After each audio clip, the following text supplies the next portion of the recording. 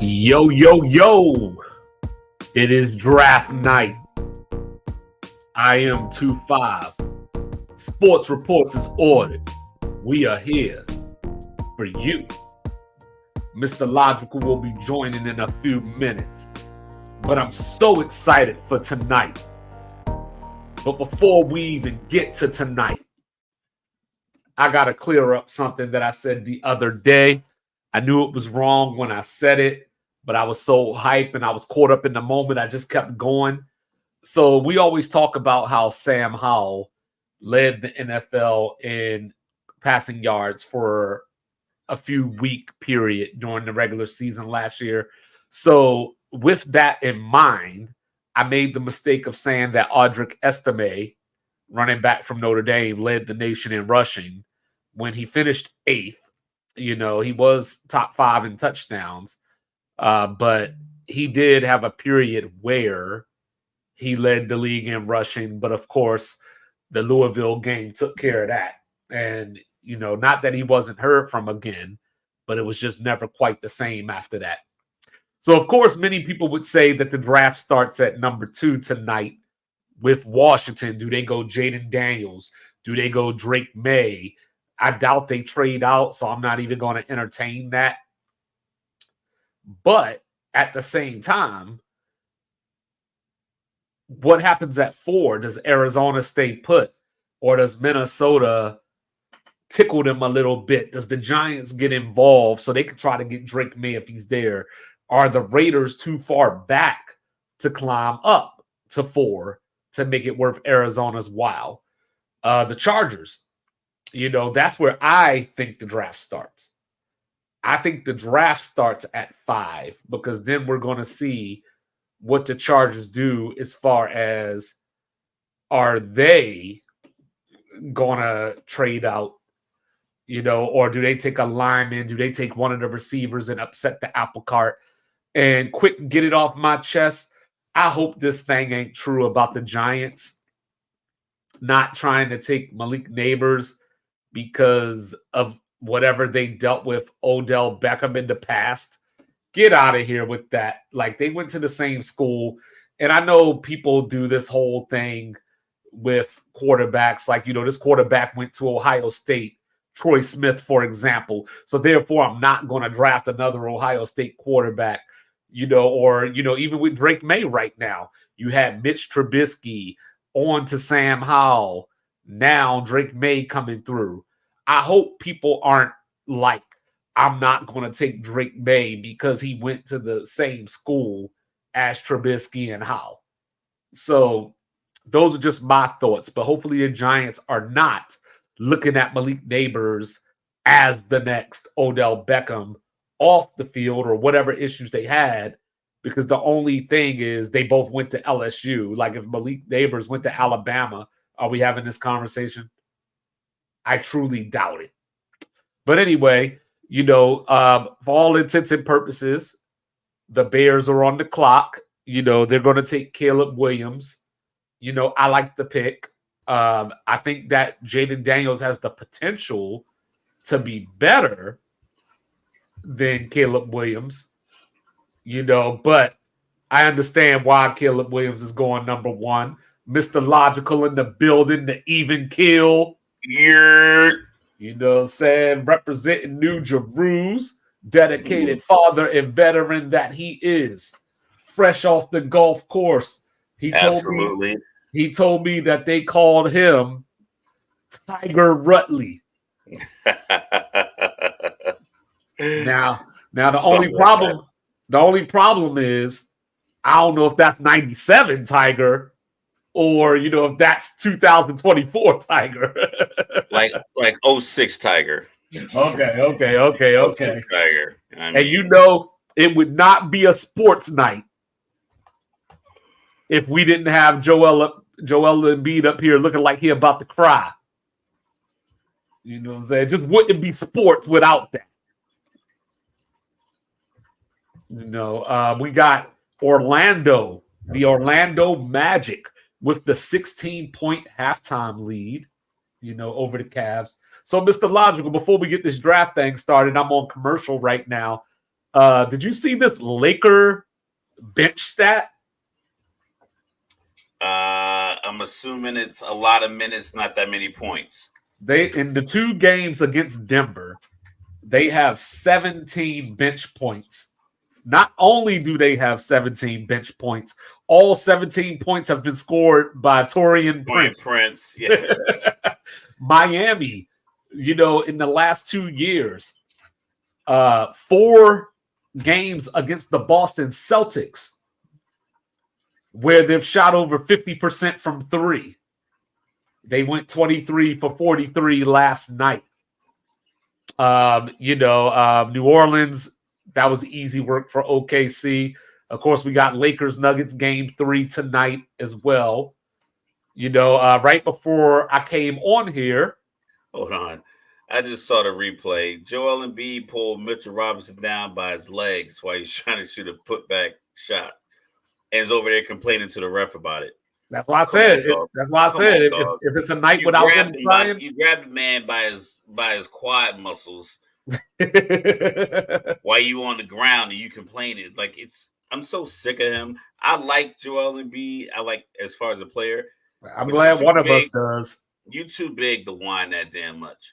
If you over 7 feet tall and over 250 pounds, I don't think you're allowed to whine at all. Yeah, Kyle Lowry just punched White Dante on a layup attempt a few minutes ago.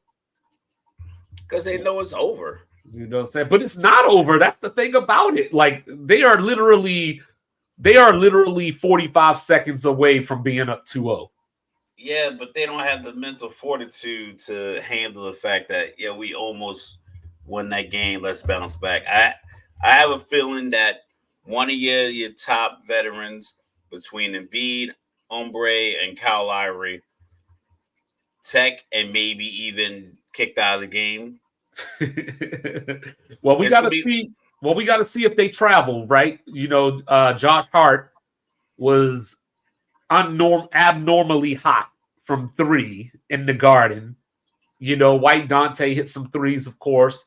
This is not typically what they do. Oh my God! So we have to see if this travels or not. They just gave the ball away like a bunch of 8th grade basketball players just now. And then, of course, before we went on the air, we had breaking news that A.J. Brown has signed a 3-year, $96 million extension with the Philadelphia Eagles. 84 guaranteed. 84 guaranteed. We have both Deebo Samuel and Ayuk on the table, to get higher up in the first round. So we'll see what happens there. But Mr. Logical, before you came on, I was doing a little mini get it off my chest about this report that the Giants are potentially going to pass on Malik Neighbors to avoid Odell Beckham Part 2. I don't blame them. If they got that feeling from interviews or conversations, if they got more arrogance and ego and more just diva versus confident, if that's the vibe you got, then like I said, you got to pick the player that fits your team. They don't know what fits their team. Not the best player that fits your needs every They don't know what fits their team. They don't even know who they want their quarterback to be, apparently. Well, the problem is we all knew it when it happened. Last year, we were on this show. We had multiple conversations in sports groups. We talked to different people. Like your top 10 quarterback.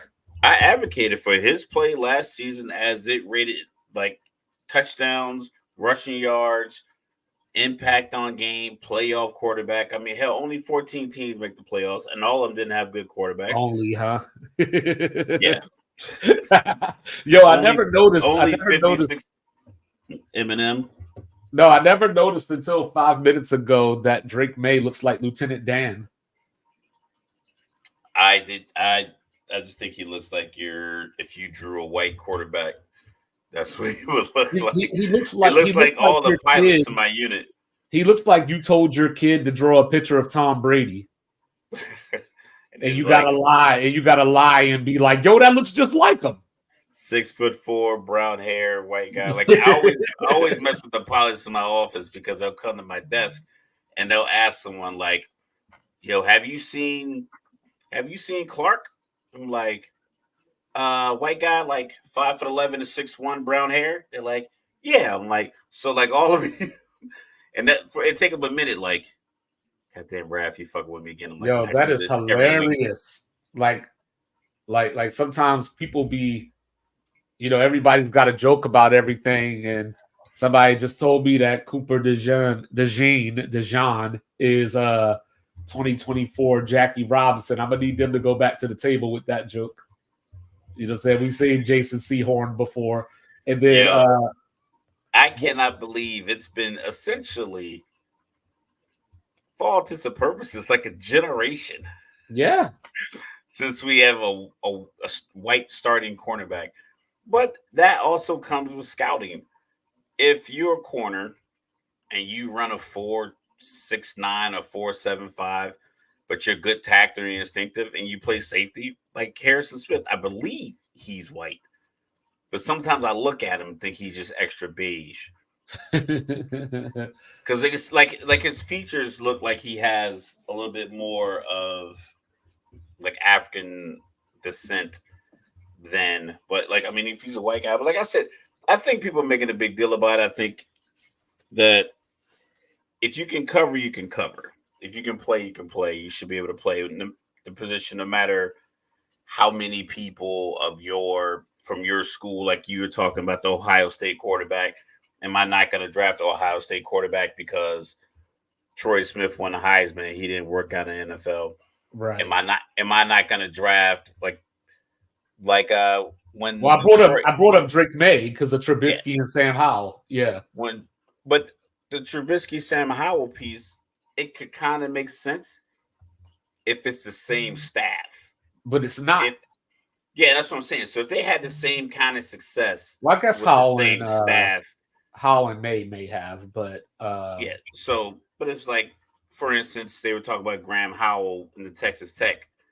That's why I believe people were kind of down on Patrick Mahomes, because he was in that Texas Tech spread offense. Granted, one was under, I think Mike Leach was the quarterback or the coach for a while when Crabtree and all this. My thing was like, how you gonna draft Crabtree and think he's a good wide receiver and he could fit in the NFL, but Graham Harrell was no good because he was in this spread system. Like, they're in the same system, so he just ran a bunch of go routes and he has 1,800 yards receiving. Like, yeah, he's running a bunch of, like, they're running 60 pass plays a game. But like I said, it all, it worked out. I remember when Detroit was on the clock and they had drafted wide receivers in the top 3 year after year that didn't work, and then Calvin Johnson was sitting there, and I believe Mel Kiper was like, I don't care who you drafted, you don't let 6'5", 235 pounds just go by because a couple of years ago you made a wrong decision on a guy, it didn't work out. Right. You take that guy. And right. And another quick mini, get it off my chest before we see Caleb Williams make his way to the stage. He didn't get a haircut. Leave my college football alone. We don't want the 2-minute warning. You know what I'm saying? Like, college football and the NFL are two different games that use the same object. Like that. And like they need to be different. Like, I think it's a good thing to be different. I think I'm gonna keep the draft down here on my phone. Yeah, I got the Sixers on my phone. I got the draft on my TV. But yeah, college football. They got the running clock going this year. It only stops, under 2 minutes. At the end of the half. Stop incompletions, though, right? Yeah. And then they got the whole, clock stops on the first down under 2 minutes. Like, you don't need the 2-minute warning. You already have these little mini timeouts to kind of regroup in between first downs, and, the game is just different. It's played at a different pace, like, why are we trying to, like, people are already complaining that college football is becoming professionalized, free agency and all that kind of stuff like that. I don't care about that part. Pay the kids. But as far as the on-the-field product, there is a distinction between the two games that I don't think we should tamper with. I, as you say that, it's something that I've mentioned a lot over the last few weeks in different conversations. I feel as if the people in the room making decisions are just no one's pushing back.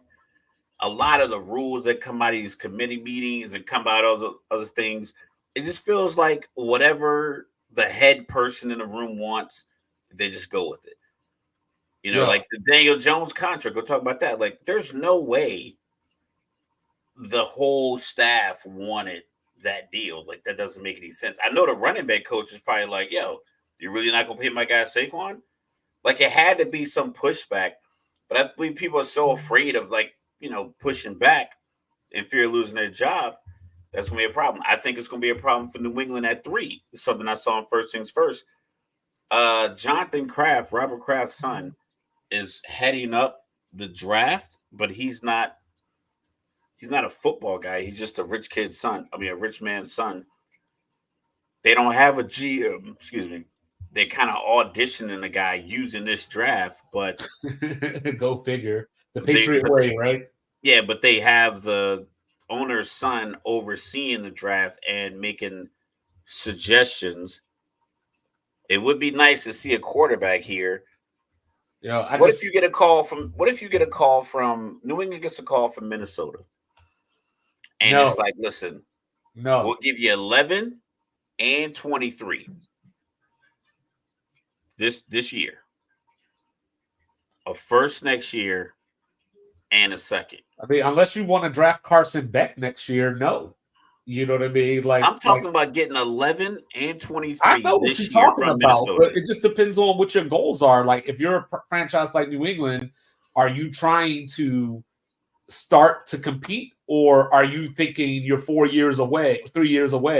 So let's just accumulate, because when we're looking at the quarterbacks next year, you know, off the top of my head, you got Shedeur, you got Carson Beck. From 11, you can get back from 11 to 7. You could. So if you go, give me 11 and 23 this year, 1, 2, and a 3 next year. So give me 5 picks. I'm probably not doing that if I'm Minnesota. But Minnesota, they want one of these top 3 guys, apparently. So if you want, I mean, put your money where your mouth is, player. So now I take 11 this year. I take 23, and I take 1 next year, and then I give that to Tennessee. Maybe I move back to 7, and you get JJ McCarthy. Well, as I look back to this replay, you know, if Embiid was 6'5", somebody would have probably punched him in his face. And the way he's behaving? No, the way that he pulled down Mitchell Robinson. You know what I mean? Like I don't know. Like, White Dante was the only one that stepped I think every NBA game you should get one. You get 1 punch. You get 1 swing. I know, but I don't know if you're using it on the 7-3 dude. Listen, big trees fall hard. Speaking of 7-3, how about your boy Porzingis with the 1 for 9 last night? Yo, now look, I get that players have bad games, right? And I get that we severely overreact to bad games. But there ain't no fucking way a 7'3" dude should be going 1 for 9 in a game. It's like this, man. If you don't, is he gonna hit it from half court? Oh, the pick is in. Who's it gonna be? Jaden Daniels. Hey, come on with it. You know what I'm saying? Like, my thing with the draft is this: what are y'all shaking hands for? What you mean? Y'all shaking hands. Y'all shaking hands and cheering like we didn't know Caleb Williams gonna be a number 1 pick since August last year, and y'all shaking hands like y'all did. You got the pick from Carolina. It's not like you earned the number 1 pick. It wasn't like something that you earned as a team. Like, hey, you guys scored 1,000 points. You get the number 1 pick. I see. This is going to be one of those. Some other teams sucked. If you got the number one pick from them. I see this is going to be one of those nights where my phone is ahead of the TV, because, of course, Caleb Williams got selected. But, even with that being said, another get it off my chest. How far are you ahead? Because I got him. He just hugged his mom and kissed his girlfriend. It just came on my phone. I'm watching NFL Network. I'm not watching ESPN. I'm on ESPN, but I'm streaming. Yeah. No, I'm on NFL Network. Like Goodell's just now making the selection right now. Okay. But I got it. I got the alert on my phone. Wow. Justin Herbert. I saw once again. Shout out the first kids first. The betting odds for Los Angeles Chargers to take a quarterback went from 100 to 1 to 6 to 1. For tonight. Yeah. Oh, I thought you were going to talk about how Ron Rivera was talking about how he doesn't regret taking Chase Young over Justin Herbert. I wouldn't either. Like, I think they were they set at QB? Is that what the Carson? That wasn't the Carson Wentz year, was it? I don't believe so. Herbert went 6. He went 6 after 2. Went 5. Yeah. But yeah, I thought that's what you were going to bring up because I saw that right before I came on. The thing with Chase Young, it was like he was a consensus All-American. You knew he was going to be a top pick, and it just so happened. Sometimes it's just a matter of you take a player that is that further advanced than the rest of the players on the board at the position where you're in, and you hope that it translates. No one's going to kill you for taking Von Miller second in that draft. He was that much better than the next defensive end. You don't need to dance around with it. This particular draft, I understand it's been very quarterback. The conversation was very that's what I'm saying. Driven. It just depends because if you listen to the experts, saying you got to get the quarterback. You got to get the quarterback right. That's all that means to me. But in order to get the quarterback right, Herbert's you got to keep the quarterback better than what you were going to get from Chase Young because you already had Jonathan Allen and Sweat. So I don't think Justin Herbert's upside is as grand as people are trying to paint it as. I think we don't know either way just yet. I think we have enough games to tell that.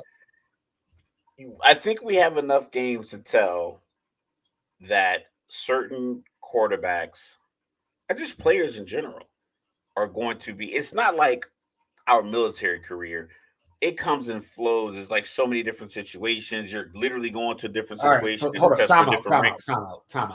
Time out. Before you go any further, time out.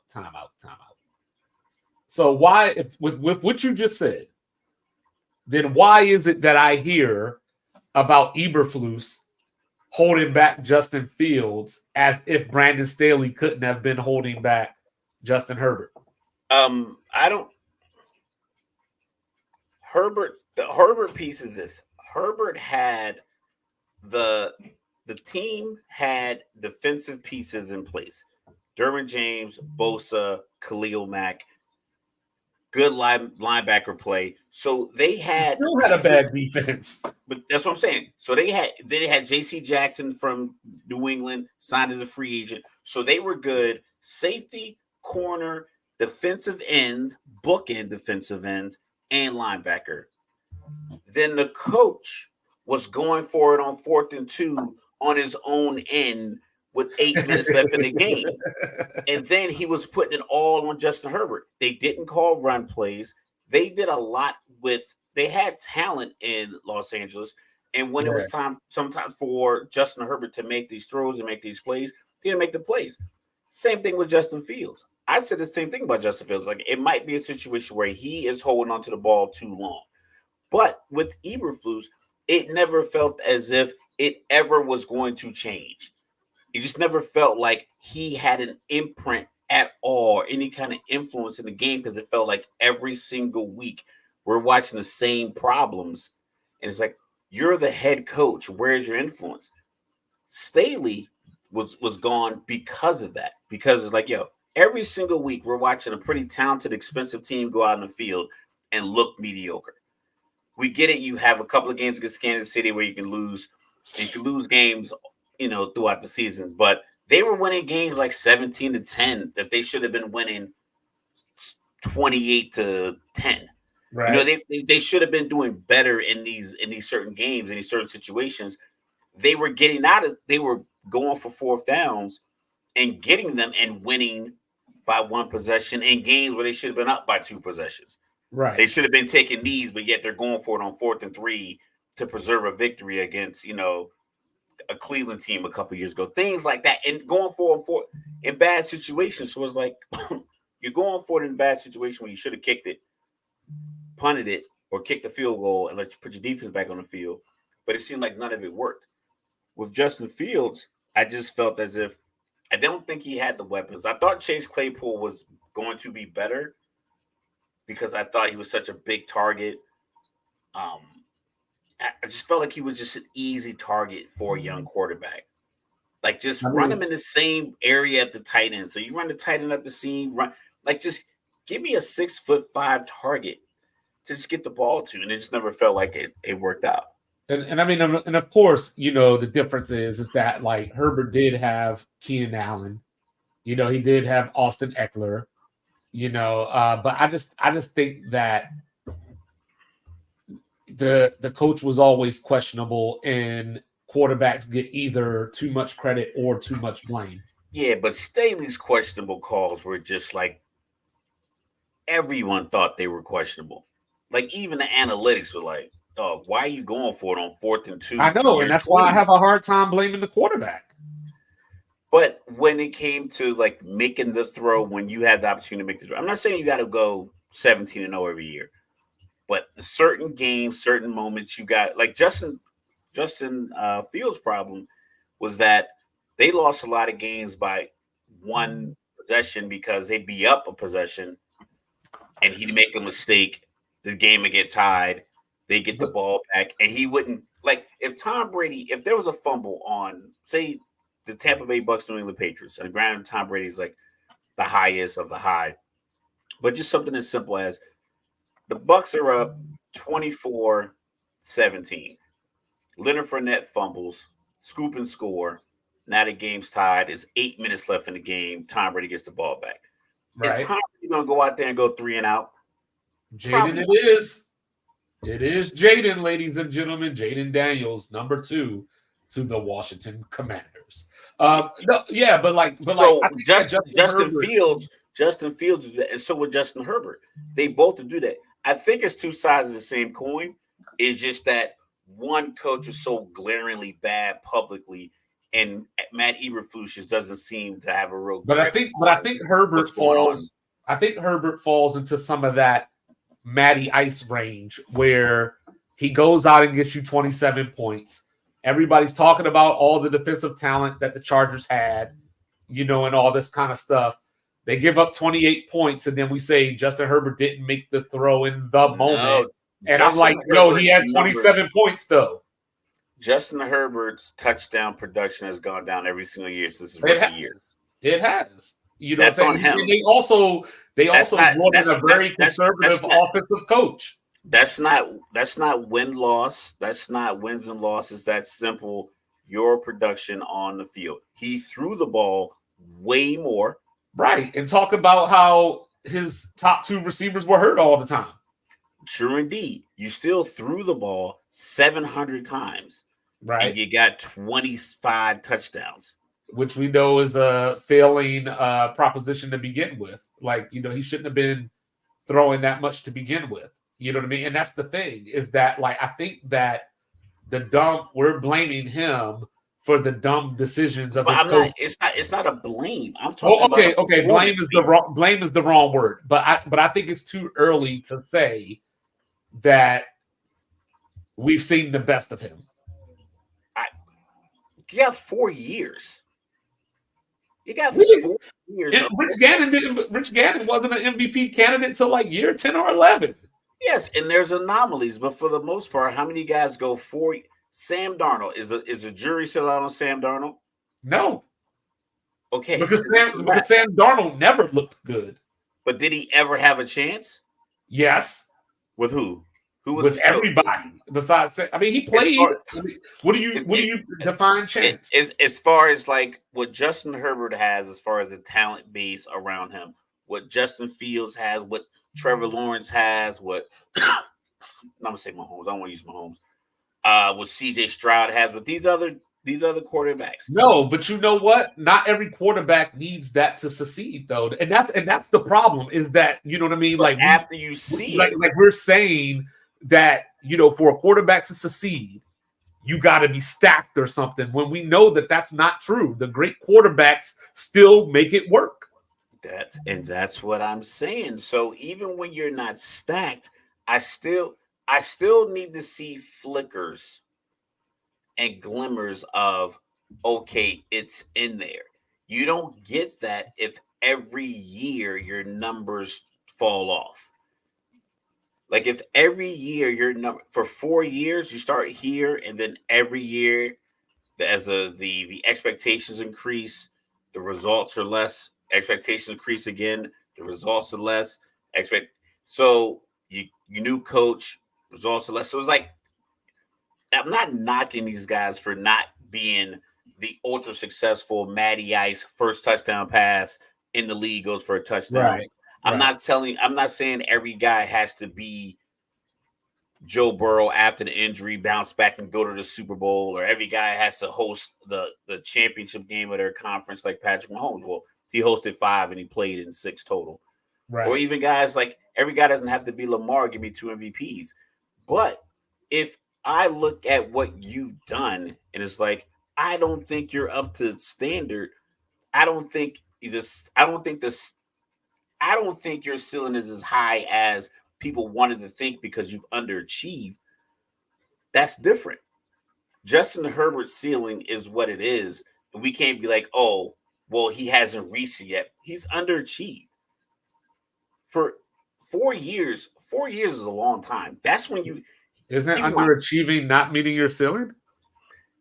That's what... No, I'm just saying, like, no. His ceiling's so high. Like, he's still getting there. I'm like, no. He isn't going to get to this mythical ceiling that you have. No, I don't think his ceiling is like Tom Brady or something. I think he's good as is. I think they were just a badly coached team. Now think about this. I think that now that he has a good... Well, I think that now that he has a good coach, if they go out and say, hypothetically, they go 10-7 this year, you know what I'm saying? Him, all of a sudden, he's going to be a great quarterback. She's getting traded to Minnesota here before the Minnesota makes their pick. I know, and then you know what's going to happen? If he has a great season, it's going to be, well, he got Justin Jefferson and Jordan Addison. And it's like, okay, won't get the credit. I think he'll get credit because, like, he got a contract extension. He got $250-something million contract extension. What has he done that says this guy's $250 million? What has any of these quarterbacks, most of these quarterbacks, done to do that? Joe Burrow got you to a couple of AFC Championship games and a Super Bowl. He did, and he missed just as much time. But he missed that's the thing. He missed a whole year for injury, and still came back and got you to a Super Bowl and an AFC Championship game. Daniel Jones, we talked about. Jones. What has Trevor Lawrence done? He hasn't gotten one yet. You know what I'm saying? What has Kyler Murray done? Kyler Murray went to an organization that was a bit desperate. Their owner had just passed away. They finally thought they had enough winning guys. What has he done? I'm telling you, I wouldn't. No, don't tell me all that. Tell me what he's done. Nothing. I'm telling you. Didn't just say that. Didn't just say that. That's what I said. No, you didn't. You said the organization was desperate, and then this happened, and then that happened. The answer is just no. The word I used was desperate. That means I do not agree with the move. I used desperate. I didn't say they made a great move. I said they was desperate. Come on, man. Oh, hold up. By the way, we got a Drake May sighting. Wait, hold on. We got a Drake May sighting, New England, but while we're here, we made that pick quick. Yes. So, somebody in Virginia is probably going a little nuts right now. He said he was going to take 3 shots if they took him. But, let's get back to this. So Jayden Daniels, what you think? It was simple. All the smoke and mirrors everybody's talking about is simple. He was the next best option in the draft. Caleb Williams was a Heisman Trophy winner. He went into last season as a projected number 1 pick. Jayden Daniels came out from his, I think he was like projected 4th or 5th round, had a Heisman season, showed everything he could do from the pocket, running the ball, taking the hits, taking the contact, leading the team. And Washington needed a quarterback. It was a no-brainer. But that quarterback? Though, yeah. Okay.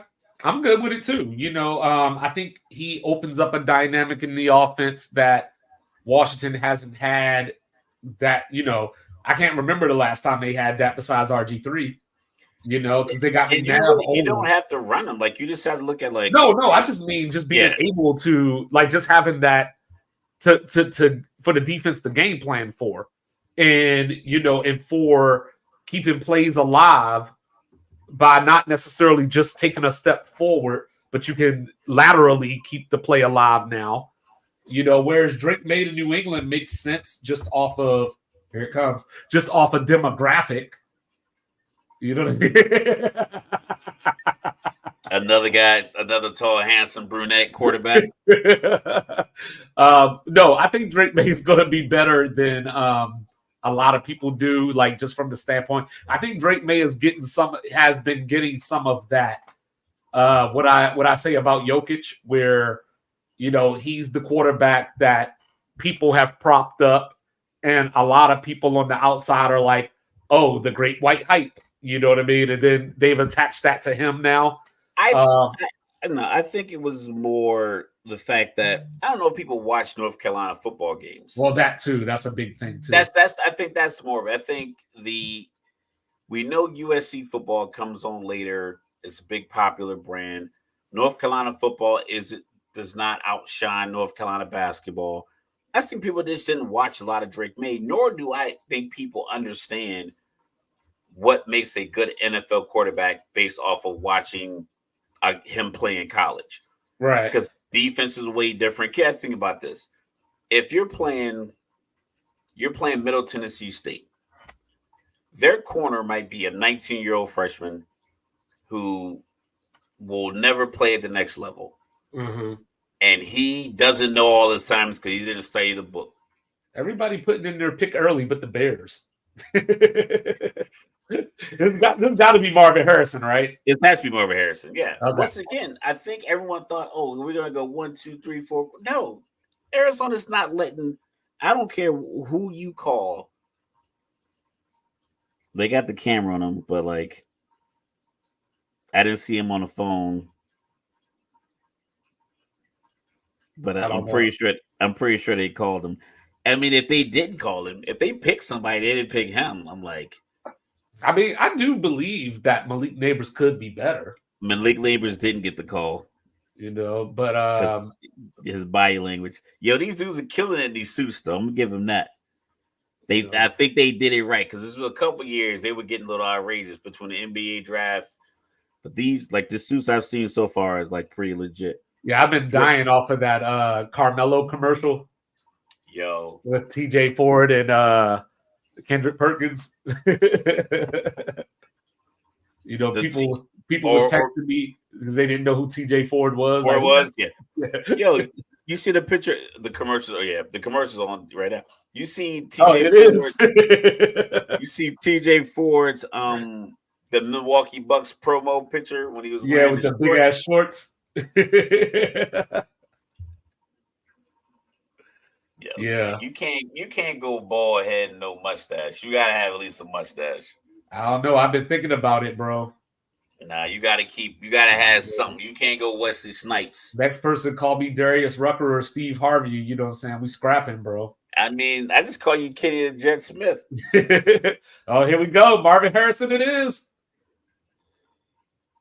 You know what I'm saying? So you take that. And now, as I said on Tuesday night when we were in here, the draft begins. So 5 is 5, the Chargers. That's where the draft begins.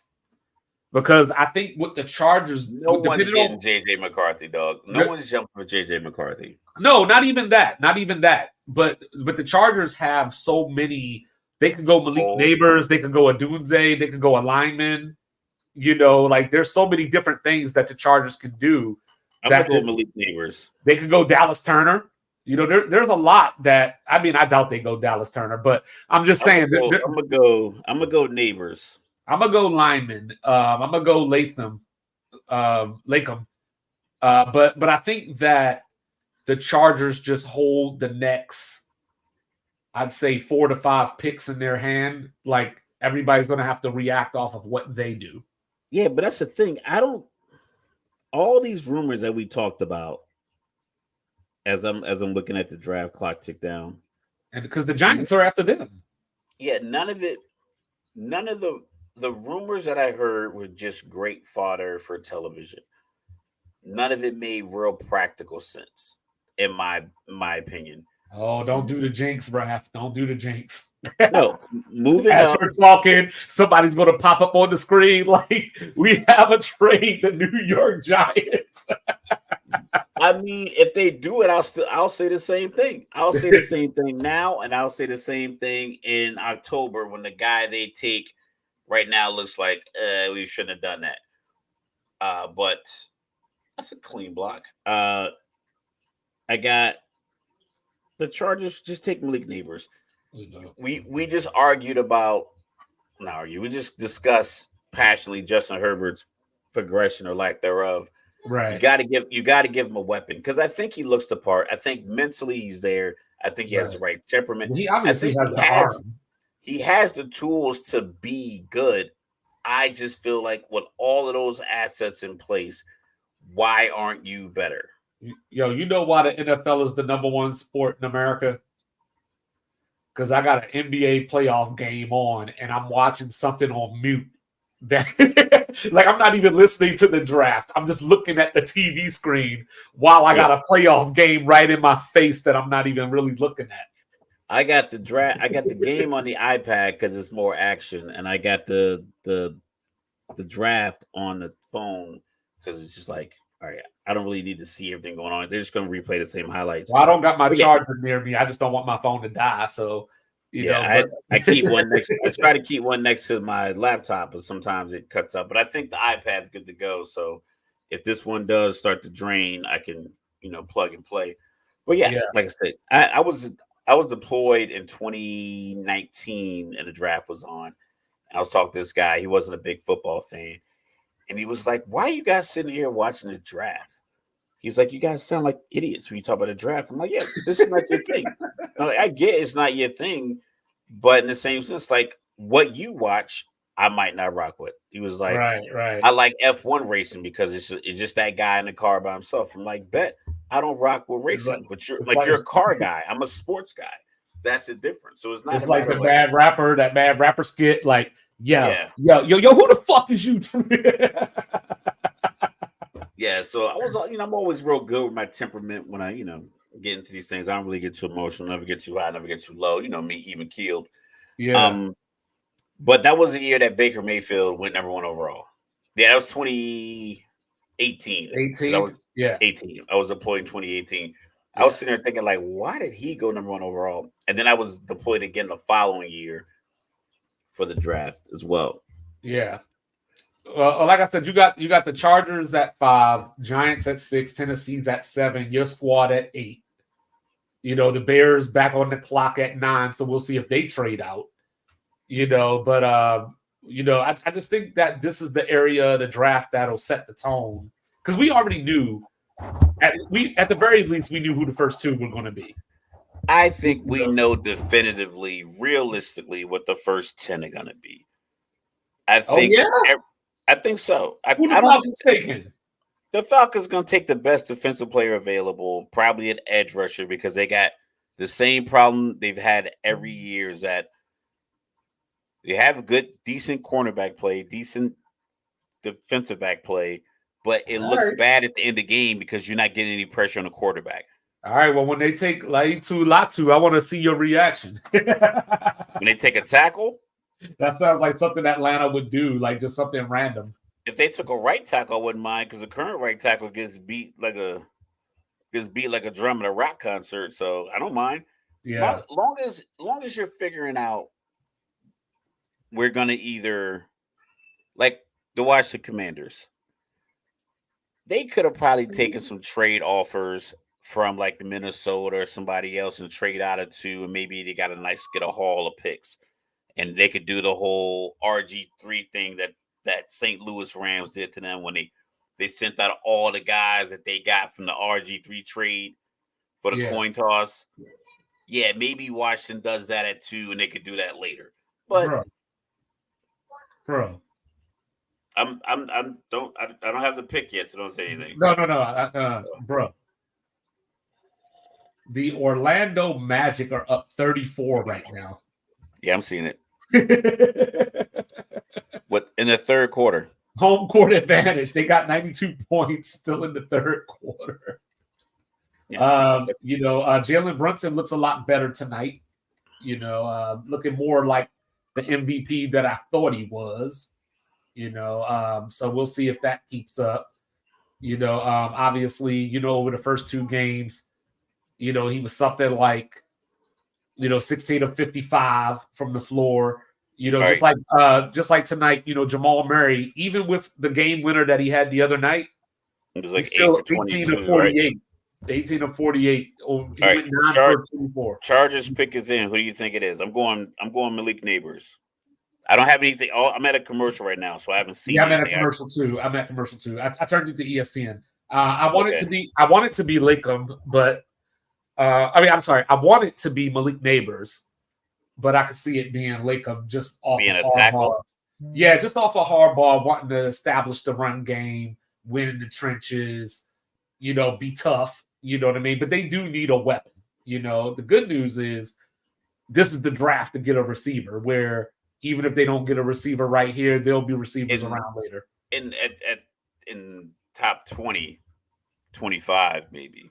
I don't know if like that dude Xavier Worthy, didn't he have a problem catching the ball? Yeah, but you still got Xavier Legette. You're just gonna run jet sweeps. You still got Xavier Legette later from South Carolina. You still got Keon Coleman that we talked about the other day. So I mean, there'll be a Troy Franklin, one of my sleepers. I think Coleman's gonna be one of those wide receivers. He's gonna have to go to a team like try and think. I need like a pinpoint accurate quarterback that moves the ball. Hey, put him in Cincinnati to replace T. Higgins. That's what I'm saying. Like he's gonna need maybe a Josh Allen kind of team. I don't know. He's not a Miami guy because I don't know if he beats out those guys. See, they turned down all the calls for Justin Herbert. But yeah, I'm interested to see. Like, I'm all ready for the football season to start. Like, I wish the season started May 31st or something.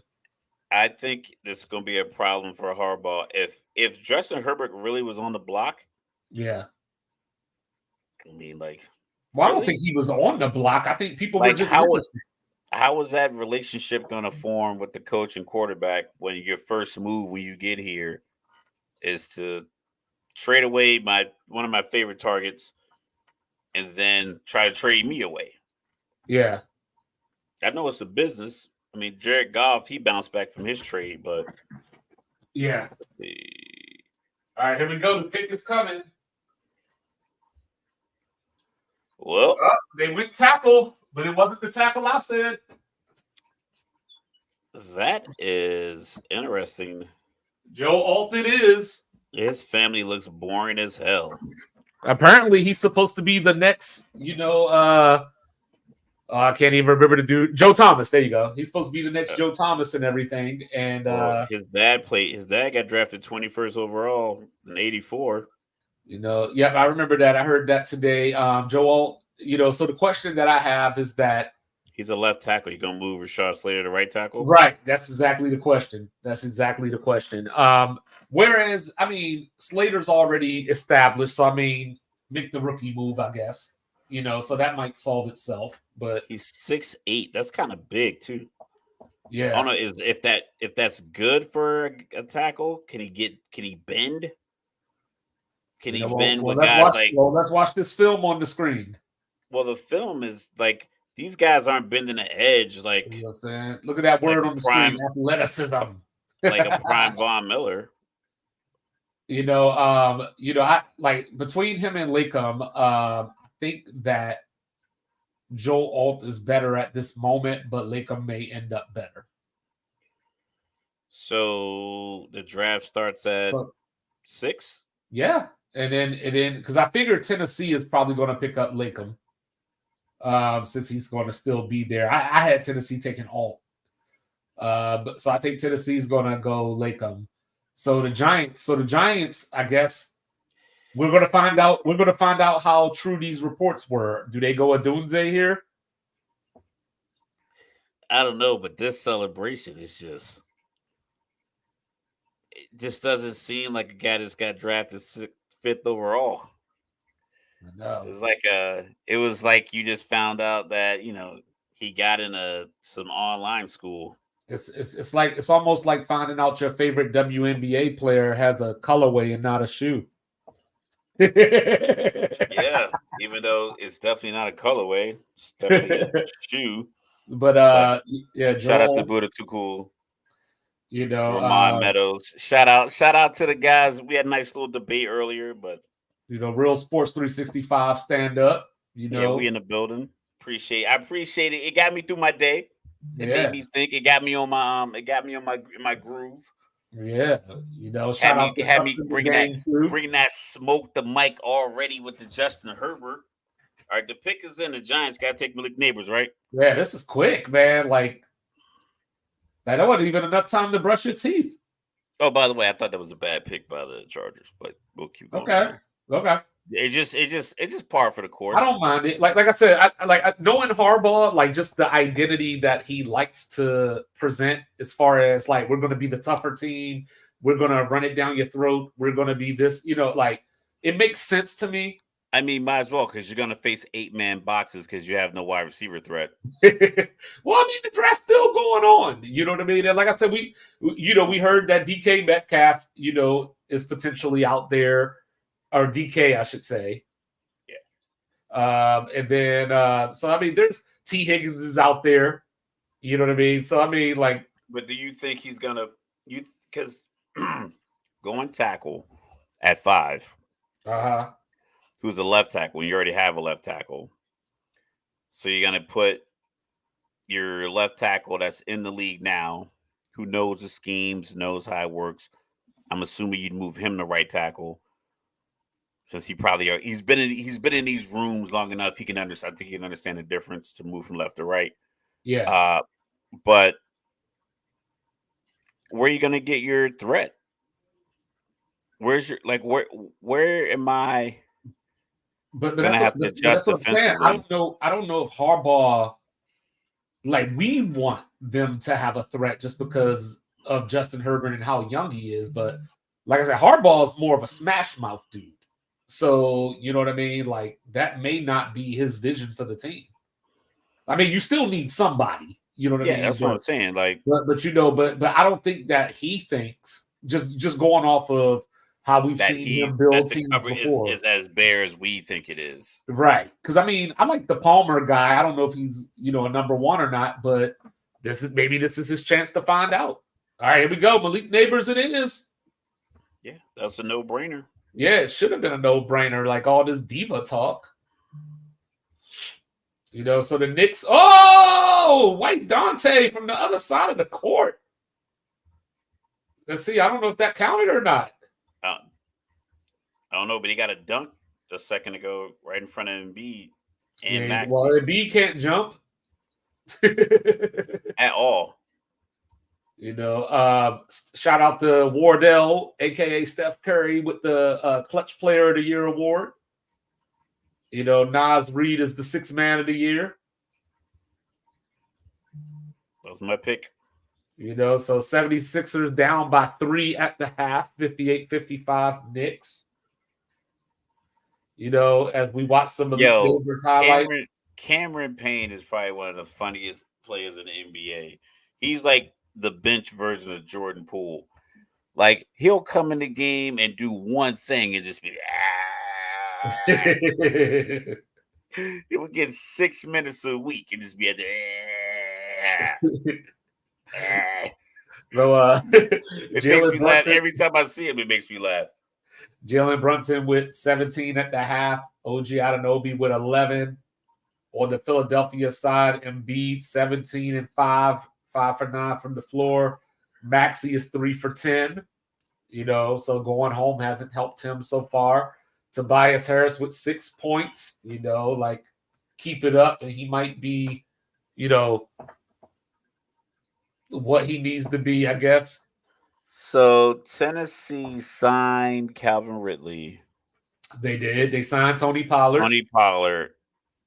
I feel like Snead from Kansas City. The tackle is gone. At least the quote unquote top tackle's gone. Yeah, that's why I think they go Lakem. You think they still go tackle? Or you think they go Odunze and try to just air it out? I don't know. That's a tough decision to be honest with you, because that's the same. Remember, that was the same conundrum Cincinnati had. I knew, but Cincinnati, like I said, they had the relationship between Joe Burrow and Jamar Chase. Right. So but Jamar Chase is also a game breaker, whereas Odunze is more of your, I don't want to call him a possession receiver, but he's not that. He's not elite neighbors. He's not elite neighbors.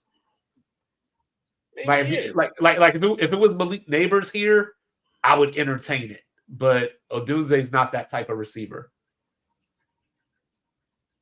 So I mean, you already got DeAndre Hopkins. So we'll see. Yeah, but I can see that. I can see how you're just kind of overdoing it at that point. Yeah, because I mean, if this was like then I'm taking phone calls. So like this, just throwing names around, right? Let's just say like Jalen Waddle was right here, or like Tyreek Hill, then I entertain that. You know what I mean? But I'm not gonna pick up Keyshawn Johnson. You know what I mean? Or I'm not gonna pick up. What Keyshawn number 1 overall pick? He was. It was different NFL back then. Yeah, the big guy. If I'm Tennessee, then I'm on the phone with Denver. Nah, Denver has no assets. I know Denver just got Zach Wilson. So now I'm wondering if Minnesota is just going to let it all play out, trade out, get Bo Nix later. McCarthy is there at 11. He is, but do they want McCarthy? But see, that's the thing. That was the rumor. The rumor was that they were going up for Drake Mayo. They're going up for McCarthy. Right. If you want a quarterback, then if you're sitting at 11, take McCarthy. And then at 23, I don't know if you need another wide receiver. Maybe maybe you give Brian Flores another defensive player. Exactly. Maybe you go corner there. That's where you go Cooper. He's from that region of the country. Probably get a big fan base. He'll probably feel comfortable being that close to home. At 23? Yeah, there's rumors. There's rumors that the Rams like him. All right, so pick is in. I'm at commercial. I'm gonna guess. Yeah, I'm at commercial too. Titans. What they do? Did they go simple and go tackle, or did they go shake it up and go Brock Bowers tight end? Ooh, that would be something. I'm gonna say they went tight end. That would be something. That'll really solidify the offense. I think he's best player available. You got a young quarterback. Like you talked about the stats, him only having 8 touchdowns in 9 games, or 9 touchdowns in 8 games, or something along those lines. He had 3, I think 4 against Atlanta. He had 8 touchdowns and 4 picks in 9 games. Yeah, so 4 of those was in his very first game against Atlanta. Yeah. Yeah, but apparently he's underrated according to the GOAT. He must be a TB12. Well, I don't know. I don't know if Tom Brady has a. I don't know if TB12 is a thing the way that like Clutch Sports is, but I know that he mentors. I saw that he mentors Will Levis and Bryce Young. Yeah, I think that's like the cult kind of like a negative. I got you. Yeah. The disciples. Shedeur Sanders is in that same group too. He rides for Shedeur because they do a lot of off-season work. So here's a question for you then, since you brought up something. Let's put Shedeur in this draft. Where do you think he would have ended up? Or do you think he would have went ahead of like the McCarthys and the Penixes and people like that? Maybe Penix, because this ageism thing that they're doing in That's the draft dumbest thing I ever heard. doesn't make any sense to me. He's still going to play. 23. Yeah, he's still going to play 12 to 24 years old. Like, yeah, that's the prime. That's the peak of his physical development. At 24 years old, I probably felt the best I felt in my life in 2005. Meanwhile, Hendon Hooker granted, it wasn't in the first round, but Hendon Hooker was the same age and injured. Yeah. So, Shedeur, I'm not sure exactly where he would go. If I'm looking at this draft, I could see him 13 of the Raiders.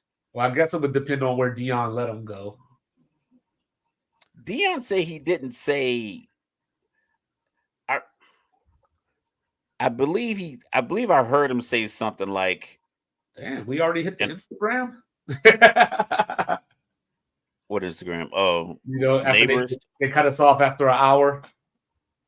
Oh yeah. It doesn't take long. Adios Instagram. I think Shedeur, he says something along the lines of, I don't think either between him and Travis Hunter. It's like, I don't think either one of them will be on the board at 4 or something along those lines. Yeah, or 5. That's exactly. No, he said 4. He said 4, right? Yeah. So this year, he definitely would have been on the board at 4. I don't think he beats out Caleb, Jaden, or even Drake May. Okay. Maybe New England entertains it, but I think New England will probably go with multiple years at the Division I level and kind of not attach themselves to the spectacle that is Deion Sanders, which is incredible. Deion, like I said, Deion, and they got to maintain their swag and his flair and everything is the reason I'm a Falcons fan. So I'm not saying it's a negative thing, but if you're looking to just kind of Latham tackle Alabama. Oh, JC Latham. Yep. There you go. So now we got the Dirty Birds. Yeah. We pick at 8. We pick at 8 every year because we keep going 7-10. It's just like the Atlanta Hawks, right? Like third year in a row. We picked at 8. Because we went 7-10, 7-10, 7-10. Yeah. So they get 5 minutes. I thought they get. Yeah, this is weird. I thought they got 10. Did they just It used to be 10, but now when they put it on prime time, because they got to keep it moving. Yeah, got to keep it moving, and you already know it's not that many moves. But you can never go wrong drafting a tackle from Alabama. Like, I just think you just do it. If a tackle for Alabama, you just do it. Just Nike style, huh? If their health is good, their attitude is good, there's no baggage, there's no BS, you just do it. Like, you're just like, this guy is a tackle from Alabama. He probably had some streak like 1,300 snaps and no sacks given up. Like, there's always 1 or 2 guys on the line that have that kind of stat for Alabama, or hasn't getting up a sack since the sophomore year, or hasn't been called for holding in 2 seasons. There's always something that one of these guys have. They're just the guy you just pick Roger Goodell up and holding him. That's a grown man. Roger Goodell's a grown man. He just picked him up, bear hugged him, spun him like it was Dirty Dancing. That's a big dude. I would honestly, if he was there at 8, I'd take a tackle. Yeah. I'd take a tackle just because we got an older quarterback, need to protect him, give him some time. They picked up a couple wide receivers in free agency. One of them, they probably aren't great route runners, but I know Mooney is a speedster. Rondell Moore is a speedster, so gives you time for those deep routes to develop, those routes that Ritter just didn't throw because either he didn't have the time to let him develop or he didn't see, this pocket is going to be open over here. So the pick is in. It's probably Dallas Turner. We'll keep it simple. That's what I'm thinking. If there's anything else, we'll get the same reaction we got when we drafted Bijan Robinson last year, where that was cussing at the camera. Yeah, you was mad as hell about that. I was mad because it didn't make any sense because we were making these defensive additions. I'm like, why not just go all in and stack the defense? It just make the defense so formidable that I can put anybody in there offensively because we're getting turnovers and we're getting the ball at the 40-yard line. You know, like the old Ravens defenses. Like sometimes I don't think it was Dallas Turner. My other Falcon fan said I want Dallas Turner, and then when I looked back down, all I saw was no. So I don't know who it could have been to get that reaction unless they went tackle or maybe they got a Dunze. I don't know. They probably went wide receiver. You get that offense popping. That's once again, it's backwards. That was White Adam, by the way. That was White Adam. You know, with the no, they did not. And then he threw a WTF on there too. No, they didn't do it. Hold up, I still ain't got it yet. I didn't get it either, but I'm seeing something I don't like. I'm seeing something I don't like. Why? Because JJ McCarthy on the screen. I'm seeing something I'm just seeing things I don't like on the screen, and I don't know what's going on, and I don't like it. So he was smiling. He was looking a little too happy. Oh God, no, they didn't. They did not do that. They didn't do anything dumb. They didn't do anything dumb. How far ahead of us? Oh no! Don't say nothing. Don't say nothing. Oh. Don't say nothing. Don't say nothing. Oh shit! No, I don't have it yet. I don't have it. Don't say anything. I know that ain't what I thought it was. No. I'm jumping the gun. I'm jumping the gun. Mute your mic. No. I jumped the gun. It wasn't what I thought it was. I jumped the gun. I saw something on the screen. I thought I saw something that I didn't. I thought I saw something that I didn't see. So that's on me. That's on me. No, come on. Like the stress. Oh, there's AI. Iverson's still dressed like it's 96 and he don't care, and I love it. Oh man, what is going on right now? And I'm muted too, you know what I'm saying? Like, so I'm really like bugging out right now. I'm like, somebody say something.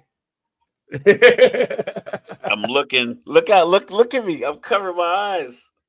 You know what I'm saying? Where's Roger, man? Where's Roger Goodell at? Is he walking out? I don't know. They showing the stage. Okay, the camera's moving. Cameras are moving. All right, here we go. Oh my goodness, they did something dumb. Oh, this man is. Oh, I saw it. I did. It was what I saw. It was what I saw. Holy shit! No. Holy shit! I don't need this holy shit. I need simple holy shit. Here it comes. Man, it's something regular. What the fuck? Are you kidding me? What? What are we doing? Oh my God. Oh, what the? Yo!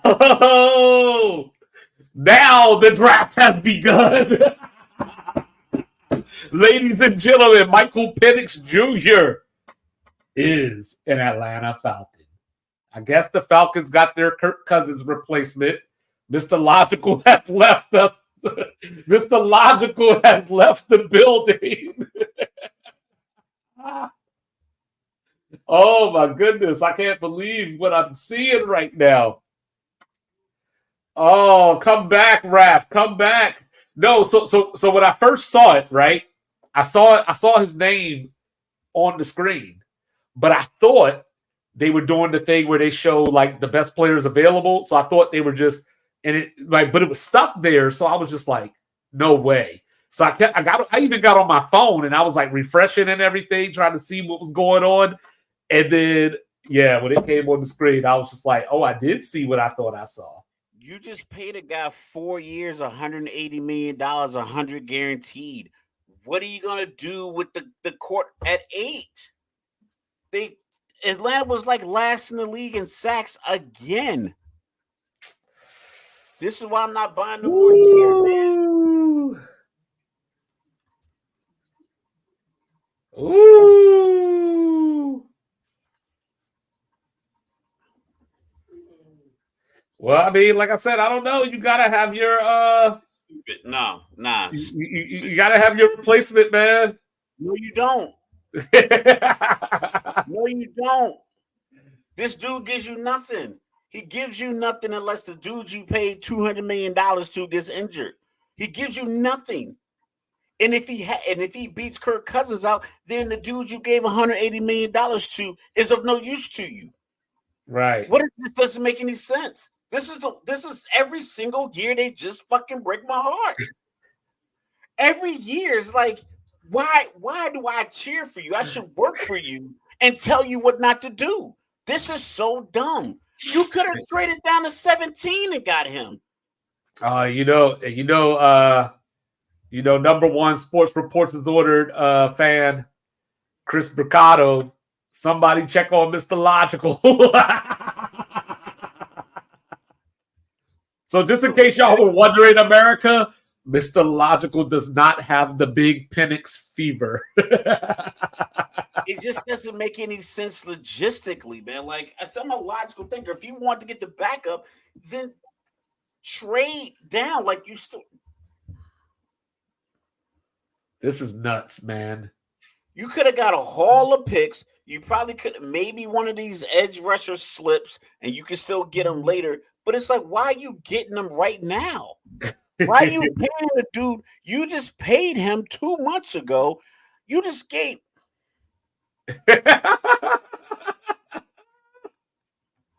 America, and I'm supposed to be the passionate one, right? You just got married, and then you cheated on your honeymoon and bought your side chick an engagement ring. Like, you just got married. It just happened. You already committed to somebody. You like, my man went downstairs. My man went downstairs to get some towels. My man went downstairs to get some towels, and the little Latina at the front desk in Cabo got your number.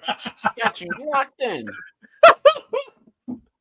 Oh, man, I can't believe this. I'm glad it's on mute. I'm glad it's on mute.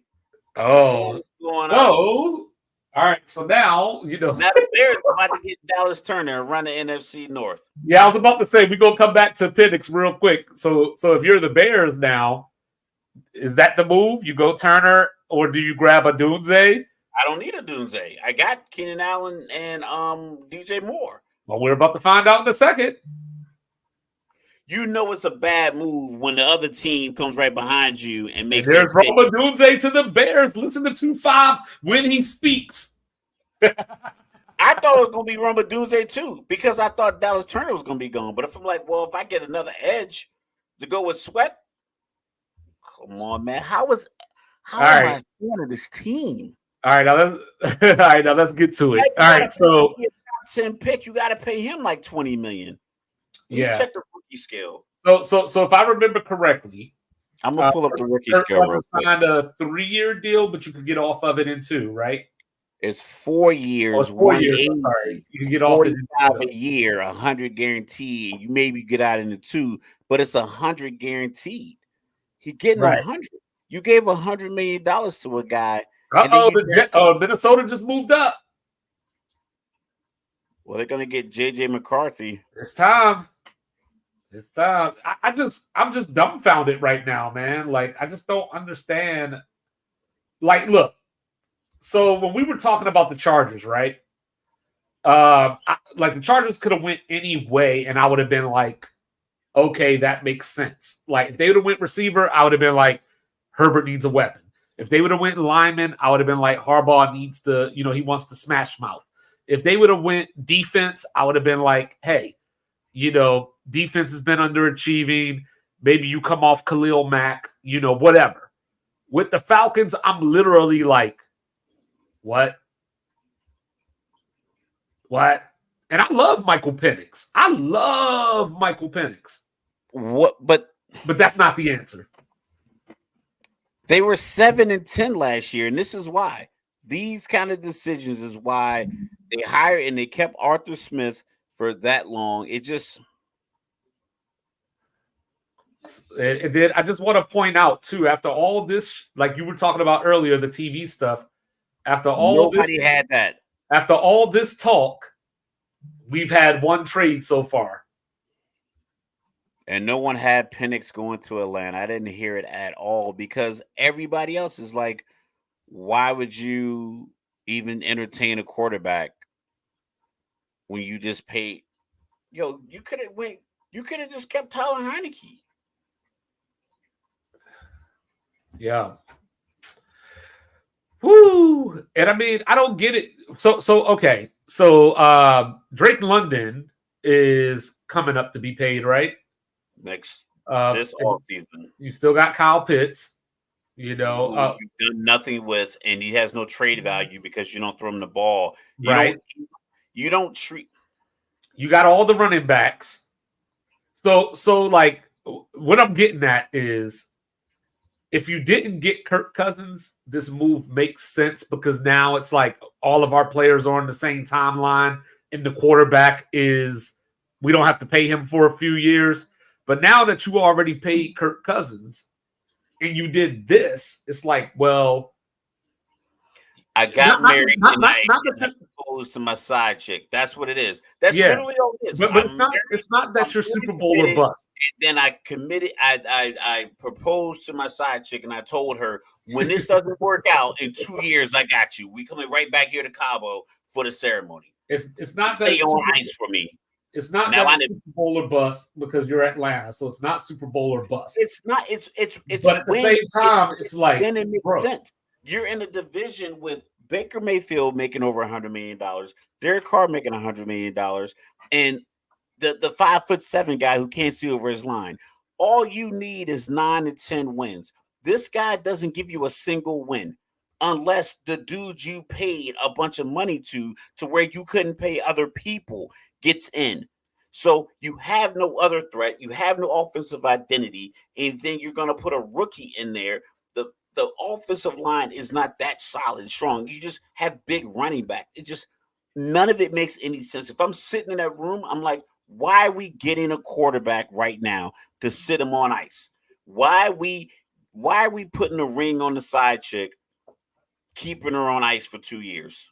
So is it too early? So is it too early? After the draft, I'm gonna tell. They're gonna. If this is how they started, if this is how you had it, you had a quiz, a pop quiz, and the answers are on the board, and you figure, I'm just gonna go off of memory instead of just looking up, seeing the answers on the board, and put them on the spot. It's just so dumb. Oh, yo! I would have said that. I would have said it if the Giants would have taken them.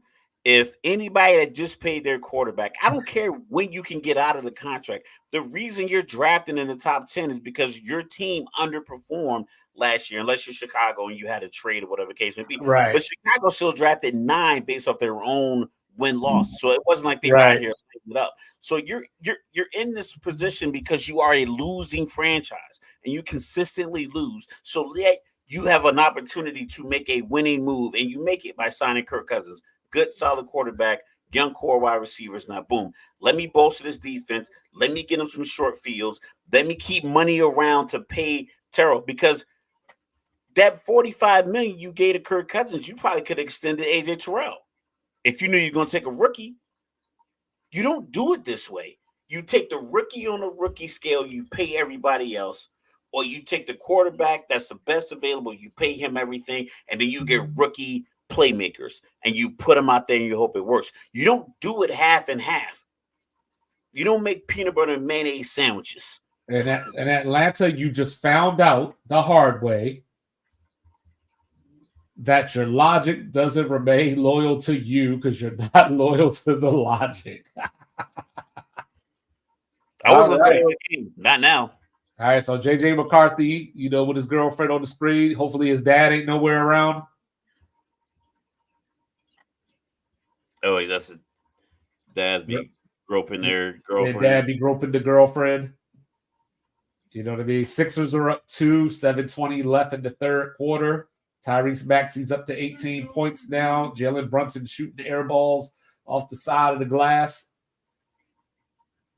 Yo, Embiid is hurt, dog. I know. That's what I'm saying. I gotta respect him, but left knee is hopefully he's not. Like I remember I went on one of my deployments and we were getting our in brief, and the general was like, after being stationed here because of all the sanitary conditions and stuff, like it cuts 3 to 6 years off of your life. And I was like, this is my third time on this deployment. That's Embiid's knee. Like, you know what I mean? Like Embiid is literally probably like 2 to 3 years away from retirement now. I can't do this, man. Like I said, I like Michael Penix, but that's not the move. Yeah, and that's the thing. I thought the knock on him passing from the pocket downfield, being accurate downfield, but not making the things underneath. I'm like, well, then you'll scheme something for him to get past underneath. But you're a 7-win team for the last 3 years. You fired a coach and then had an interim coach, hired another coach. He goes 7-10, 3 years in a row. And you get a new coach in, which is the old coach he brought back, which is another move I didn't like. I haven't liked a single move as far as acquisitions from my team. And I have real reasons, not even emotional reasons, like real, tangible, credible information that I can spew out of my mouth for my own memory. And I don't even work in this organization. Like, how are you working in this building and you aren't? Me and another fan are like, what are y'all doing? Like that's it doesn't make any sense. If you're the football mind of a football organization, your fans should understand the move, the big move. Like even if you disagree, like you got Joe Alt, but I wanted Latham. You know what I mean? But like it fit the need. I just wanted the other dude. I got a big tackle because this right tackle gets beat all the time. Right. All right, that makes sense. Or we went defensive line because we want to pressure the quarterback. All right, that makes sense. Oh, we went Rome Odunze because we want to be the greatest show on turf in 2024. Boom. Right. I get it. That makes sense. We drafted a backup quarterback 8th overall in the wide receiver deep draft when everyone wanted to move up to get players and we didn't move out of 8. JJ McCarthy it is. All right, Jets are on the clock. Is this where we see Brock Bauer or do they go tackle? Man, I'm so despondent. Gobsmacked. I've been bamboozled. Hey, you know what? I got good news for you. Led astray, run amok. I got good news for you. You know what I'm saying? In 2 weeks, you're gonna have a bachelor's degree.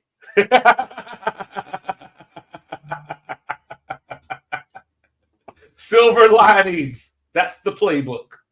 JJ McCarthy here. So,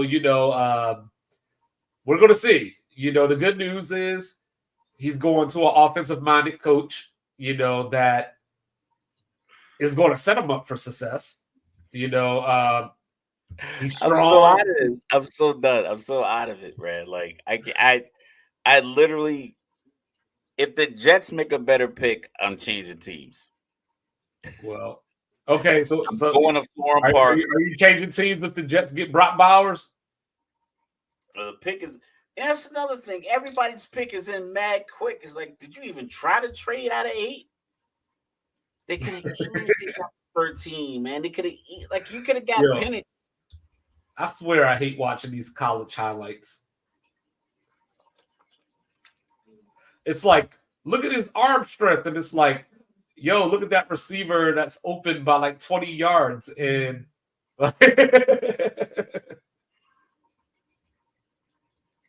you know what I'm saying? But JJ McCarthy, he has the running ability as well. JJ McCarthy got drafted because they think he can do something good. Like I said, I don't recall any game-changing throws, season-defining throw. Like some guys have like the Heisman throw or the overtime throw, like the Milroe throw. Yeah. He doesn't have one of those. My man didn't even show up to the draft. Yeah. You're not gonna Will Levis me. My man just have me out there zooming in on my girlfriend. And my mom and my sister, I'm sitting in the green room for 2 rounds or however long he was sitting in there. Yeah, I think the Jets take a lineman here, but they're another team that could go different ways. Nah, I think they go tight end. Even though, like we said before, it wouldn't be wise because Aaron Rodgers doesn't throw to the young guy often. He doesn't give the young guy a lot of shots, a lot of opportunities. Yeah. It did. It gets interesting because after that, you got the AFC West guys, Denver and Las Vegas. I almost said Oakland. Yeah, Denver and Las Vegas right after that. So now, Kirk Cousins, it must be something with his contract or something that they can void it. Well, I think it's 2 years, by that point, right now, I'm hoping something right now, not right with the contract. He can go to buyer's remorse. That's why I said I'm not buying any more Falcons gear until they make the playoffs. CMB can't. He ain't even trying to block shots or nothing. I just saw something in the chat. It looks like we'll see. The 3. Oh, they knocking down threes though. That man said they're gonna come back and win this series. He can't win 4 games playing hamper like that. His toe is on the line. I mean, hopefully he can play 4 more games. First of all, the pick is in. Man, can you imagine if I would have flew to Detroit for this? Yo, let's do a drive party. I would only go if it was Vegas. Maybe if it was in Atlanta or something like that. See, this is the game that people were expecting from Embiid. 27 points on 9 of 13. 7 of 8 from the free throw line. Maxey with 21. So for those keeping score at home, that would be 48 of the Sixers' 82 points. Or actually, Embiid just hit a 3, so make that 51 of the Sixers' 82 points between just those two. The Jets. You see the Jets pick? Yep. That's what I thought they were going to pick. I just can't say his name. Fashanu. Yeah. I just can't say that first name, though. But, yeah, that's what I thought they would do. They got the quarterback. Well, they got the quarterback coming back from the Achilles injury. So, it makes sense. 6'6", and that's the crazy part, right? Is because when is the last time anybody said anything about the Jets that started with that makes sense? So there you go. Protect Aaron Rodgers. Might be his final year. Maybe he has another year after this year. We'll see. You got Breece Hall. Year or 2 after his injury. So the Jets could be a solid threat if Aaron Rodgers can look. The Jets are gonna jet. Why would you ever leave Embiid? Just stay with them. This dude he can shoot even off one leg. I know. But see, he's talented. It's just that why don't you so going back to your questions from the other night, right? Yeah. Whereas why aren't the Knicks attacking him and pick and roll?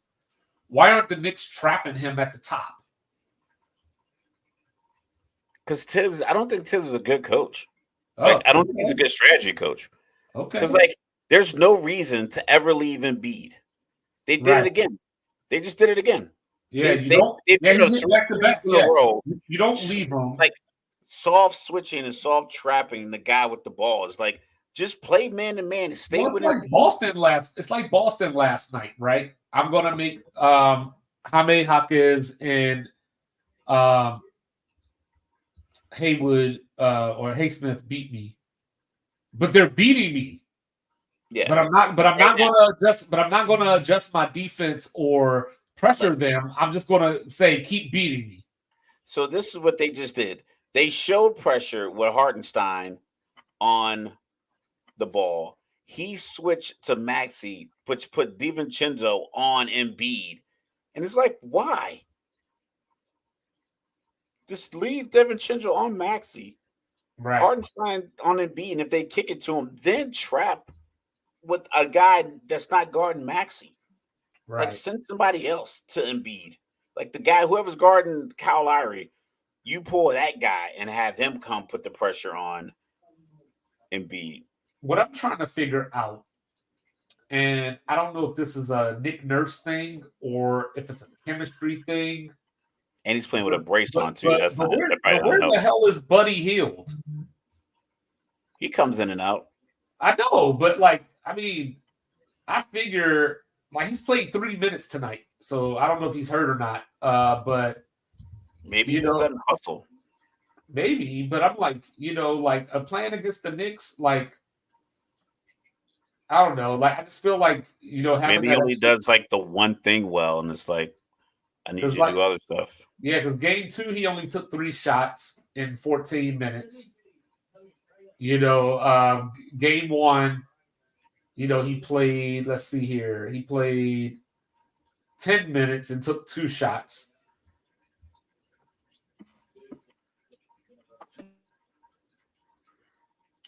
We got the pick is in for the Broncos. So I mean, I wouldn't think that they would take Bo Nix this high. Listen, what do we know? Apparently not a damn thing. Teams out here drafting backup quarterbacks in the top 10. But I mean, like, Denver's another one of those teams that they need a lot of different things. They need defense. They did let go of Jerry Jeudy, but I don't think there's a receiver to take right here. Maybe they could get offensive line, to help out Zach Wilson. They're going Bo Nix. Because Zach Wilson's a lost cause. Just like the last 2 days, like, all these podcasts that I've been listening to are like suddenly in love with Bo Nix now. They did it again. That's a travel. Like, they're so in love with Bo Nix apparently the last 2 or 3 days, and talking about how smart he is and how everybody left him to die after Dillingham left, the offensive coordinator, to go to Arizona State. And when Stein came in, he didn't miss a beat. It's like, I don't know why y'all trying to sell me on Bo Nix. It's not working. Yo, the Knicks are... I don't know what Tibbs is doing. I think they just run hard at practice. Tibbs is like, you will not get tired. They're just giving up open 3-point looks. They're like, watch it right now. They're going to do it. They're going to switch on Embiid. Like, they're showing on camera paint. Like, don't show. Just switch and stay there. It's not working. They've gotten 15 points off you doing that in this quarter. Like, legit 15. They've gotten 5 threes in this quarter off of that defensive action you're pulling, and you keep going to it. Literally, It's not working. When they started out the quarter, Philadelphia started out the quarter 8-4-11. Oh, there's Jalen again with the and one. Yeah, but they keep showing. So Embiid sets this soft little screen, and they just like show with the big man, and he comes out, and then he gets back to Embiid's body, or the smaller guard stays on Embiid, and then they like switch back, and in that process of them switching back, the guard who kept the ball shoots a 3, and it's happened 5 times. No matter how much I watch the NBA, I really hate that the defender jumps and then you like literally jump into him while he's airborne, and they call that a foul. They kind of worked that out a little bit. It's back, baby. Are you watching it? Are you watching the watch? Yeah. I know. I saw Bo Nix. No, I'm talking about the action. The game. Yeah. See, Embiid just took a shot. I thought he got hurt the way he came down. Like, he be having blood on his sleeve and everything. Yo, he does get hit and whacked and pushed around. I give you that, but he still is wearing a brace on his left knee, and you guys aren't putting him in any kind of position to where get him in foul trouble or something. Like, make him defend you. Telling you, like just put it right. I mean, pause, but just put it right in his chest. Like, Hartenstein should not leave him. Just stay on his body. Fight over the. Don't switch it. Don't show. Why are you showing on Maxey? He's not a hot. Embiid is hot, and they did it again. I swear they did it again. They left Embiid. He kicked it back to Embiid. Hit another three. 13 it's happened 6 times. 13-point game.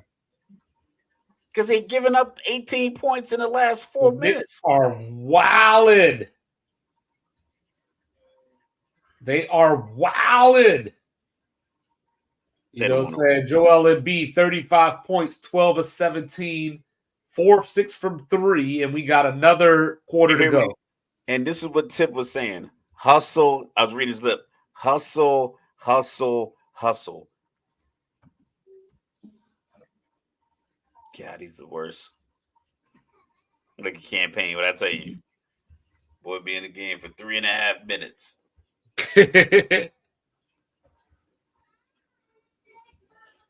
Acting like Draymond out here off of his shot. The action's not working. It's simply not working. I just don't know, like, so like when we did our preview of this series, one of the things that I talked about was how this season Embiid only played in one game against the Knicks because of his injury. And in that game, Hartenstein defended him really, really well. You know what I mean? And so that's why I don't understand, like, just leave him on an island and say, you got Mount Embiid, and we'll take care of everything else. Like, all you do, fight through everything, stay in on his body. Like I'm telling them, don't even come down here for a rebound. You know what I'm saying? We'll do that. You keep Embiid out there, we'll get the rebound. You know what I mean? Like, or you run 2 bigs out there and just have the other 3 guys try to score. And it's like, listen, we're just going to put big bodies on him, make him push a couple of people around if he ever tries to rebound. Tim's like, they're not making any adjustments, man. Like, that play is literally not working. It's not well defended. It's literally just, it's an open shot for them. That's why the play is working. And Philly keeps going back to it. Like LeBron said in one of his podcasts, he's like, it kills my mind, blows my mind. It's like, if a play is working and they're not stopping it and they're not making the adjustments, run it again. Run it again. And they ran it 6 or 7 possessions in a row. All right, the pick is in. The Raiders take Brock Bowers, 13th overall. Uh-huh. You know what I'm saying? So, all right. I like it. You know, especially, you know, young quarterback. You know, if you're going to keep O'Donnell, you know, he's going to need a safety valve, if you will. And Michael Penix Jr. should have went. I agree. I'm still shocked. I mean, I'm still shocked Bo Nix went that high because I don't know who was going to take him, you know, otherwise. Well, Denver doesn't have a lot of wiggle room to, like, get back into. They gave up the 2nd round pick this year. I don't think they have one in the Rush trade. I don't think they got one back when they gave up Russ. So, yeah, I think they just were strapped for draft capital, and they were just probably going to take the best player available. Yeah. At that point. Yeah. All right. So we got New Orleans on the clock to be followed by Indy. And I bet you they're going to go get a defensive lineman that's going to terrorize the goddamn Falcons. Oh, speaking of which, there have been no defensive players taken yet. That's what I'm saying. Yeah, Dallas Turner. Uh-oh. That's why I said they're going to go get a defensive player that's going to terrorize my terrible-ass team for the next decade. Latu is out there still. You still got might be still a little early, but Byron Murphy from Texas is still out there. I saw a mock draft that had Atlanta taking him, and I was like, I mean, you got Grady Jarrett that's kind of getting paid. Oh my God, I can't believe I left the golf course early for this. For my team to just go out here and like everybody else seems to be making like good, simple moves. Yeah, like draft night is either like awesome or like the complete botched opposite. It. Yeah, it's the complete opposite. Last year, the Bijan Robinson pick did not make sense. So I didn't like that. So we have 2 live reactions 2 years in a row. I'm probably wearing the same jersey because I'm not buying another one. Yeah, this is gonna be the tradition. You know what I mean? Like, how does Atlanta piss off Mr. Logical tonight on draft? Are we drafting the top 10 again next year? Nah, man.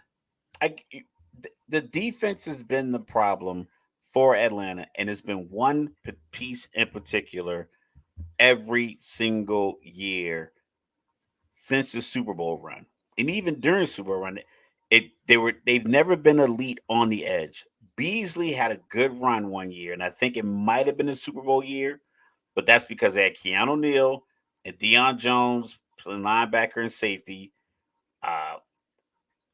Dan Quinn had a real good system. He was basically building the team to look like the Legion of Boom. They weren't as talented, but Keanu Neal was the bruiser safety like Cam Chancellor. You had Bobby Wagner, was like the Deion Jones rule, like you were in the middle. Then you had like your slot defenders, but they were never good on the edge defensively. Like just consistently, that's always been a problem because at the end of games, we have a quarterback and he's back there 3 or 4 seconds, and it's it's like 2 minute offense where they're passing every down. There's no edge strategy. There's no edge success with the team. So it's like that's why last year I was like, well, take these 8 picks or take these top picks draft and just you paid Jesse Bates. You had Calais Campbell come in. You had Grady Jarrett coming back. I'm like, get somebody on the edge, make a move. I mean, hell, I would have rather them trade the number 8 pick to Dallas for Micah Parsons. Make that offer. Like, say, hey, what would you do? Do that. Give me something that's going to translate immediately to wins. I don't have 2025-26 season. All right, let's see what the Knicks do here. They're down 13. They just gave Embiid's on the bench. Donovan just threw the ball out of bounds. Yeah. But Embiid's on the bench, so let's see if they can make a run here and get it back to say 5 and make Philly call a timeout. Maxey with the runner. All right, 102-87 with 10:15 left. Batum with the full court pressure on Brunson. And, obviously everybody talked about Batum during the play-in game. And how he saved the day against Miami. But he got to get his credit for his defense on Brunson in this series so far. He's like, for the most part, he's erased Brunson. Brunson's having a better game tonight, but he still has shot 2 air balls that I've seen. Yeah. But he's going to the free throw line right now for an and one. Yeah, the Knicks. I mean, granted, Philly is home. They have the energy. But like I said, I think that those 8 possessions in a row where I think Philly got points that was the third game. That was the game. Mainly because they ran the same play 7 of those 8 times. Yeah. Kelly Oubre, he hit a 3. But other than that, it was Maxey and Embiid scoring, and Embiid was shooting 3s from the top of the key. Saints pick is in. No defensive players. 275,000 fans in attendance. All right, here we go. Let's see. All right, Knicks for 3. Is that Deuce McBride? Yep. All right, so 10-point game. Campaign bringing it up. Threw it out of bounds. That was like a Shaq in the Fool moment right there.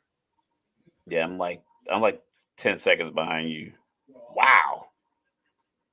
He threw it to no one. Not only that, he threw it to the Knicks bench. So it wasn't even like he saw like one of his own jerseys. Then he just committed a foul. Hey, Jordan Poole, right? You got to take the good with the bad. Yeah. Thibodeau just be looking intense. For no reason. He don't know what's going on. All right, here we go. Out there just squinting. That's like Doc Rivers, just out there yelling. Hey! That's how Calipari is. Like, he just literally yells, like, on every play. Like, somebody will, not take the shot. And he's like, "You're open!" And then he'll come bench the dude. And then the next player will come in, have a turnover off his foot. He go grab the next dude. Come on in here and get him. He don't want to play. Like, coaches are obnoxious, man. Like, I'm just like, what are the Sixers doing right now?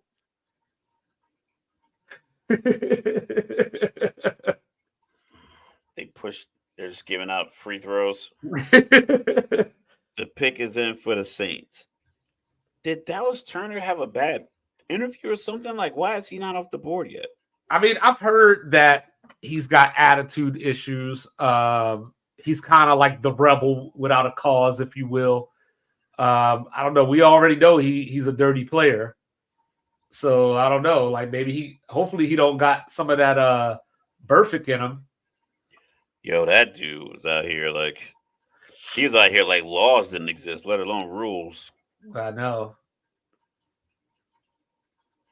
All right, here comes Roger. Yeah, I'm a little ahead of you there. I saw the pick. Okay. All right, and then you can spoil it for me. I don't care. Fuaga, tackle out of Oregon State, was it? Okay, offensive lineman. Okay. Yeah. So still no defensive player. Still no defensive player. All right, here we go. The Colts are up. Shout out to Nat Town, Nat Nation, Jay Lethal. Let's see what the Colts do here. Then we got Seattle after that, followed by the Jaguars, who my wife keeps calling Jaguars for some reason. Yeah, so some people say it. Yeah. So hold on. Hey, I went to Google Pronounce and that shit said Jaguar. Is it 7 minutes or 5 minutes? Because it looks like it says it started with 7 on this one. Maybe you can ask for like 2 extra minutes because you're in trade talks. That's the Mr. Logical rules. Yeah, just like, yo, hey, can we get an extension? Like, I got San Francisco on the phone here. I got somebody on the line. Can we get 2 minutes? I can see that. I'm literally talking to Josh Allen right now. Don't you mess this up. Yeah, I know. I was wondering if Buffalo was going to move up. Things have been quiet. I thought Kansas City. Obviously, still early. I think Kansas City is a candidate to move up. Baltimore always seems to do something. I like Baltimore's drafts. As a Washington fan, they've made me a little jealous up the Beltway. Yo, there's probably so many dudes in that room that could just play football right now. And the room with Fuaga. Those guys are just like, I'm surprised more teams aren't looking for players of like Polynesian, Pacific Islander descent. Like their size speed combination, it's even greater than like just black dudes like 6'5", 265. Well, that's what I was gonna say. Everybody's caught up in 40 times, Yeah, they're like 6'5", 305. But they used to play rugby up until 17. Like the B's back out there. Let's see if they're hell no. Hell no. That foul. Hell no. Hell no. You better challenge that, Tibbs. You got to challenge that. I don't think he even touched him until he came didn't. on. Why you yelling at assistants? Once again, challenge it. Like, yo, Tibbs is awful, coach. Like, he was even like kind of leaning back away from Embiid. He got the hand touched the back. That's it. But he's not even looking to challenge it. You know what that was, bro? That was marginal contact. That was I don't think Tibbs knows the rule, man. You know what I'm saying? Maybe he used the challenge earlier and we just missed it. I don't think so. Unless they use it on the... What is wrong with his eye? Oh, Embiid? Yeah, like he's been weird with his eye lately. Like the left eye. Like he's just been like it's sensitive to light or something, or like just something's off with him. Oh, the pollen's on snowstorm out here in the tri-state area. Oh, I can relate. My car is yellow. I can relate. My black car is. I only go to the car wash. There's so much stuff on it. It's like, what's the point? So the Knicks. So I brought it up. You know, they were down 13. They got it down to 9 while Embiid was out of the game, and then the refs just bailed Embiid out. So 38 points now. You know, I guess his speech after the game worked. So I don't know if the Lakers going to shoot 44 free throws tonight. Denver might get 7. So Embiid's got 11 free throws. Yeah, he's had 12 the first 2 games, so he's right on schedule. They just got a charge on New York. But that was just a weird foul that they called, right? I'm still upset about that foul. Tibbs keep yelling at the coach. That's a block. He was still moving. Literally, was like, what do you want me to do? This dude got 38 points, and you know what I mean? Like, you won't let me be close to him? You know, all right, here comes Brunson. All the way. Good pass. All right. So 12-point game, 6:52 left. Philadelphia inbounding. Precious Achiuwa with the score there. Or Chua, I think is how you say it. All right.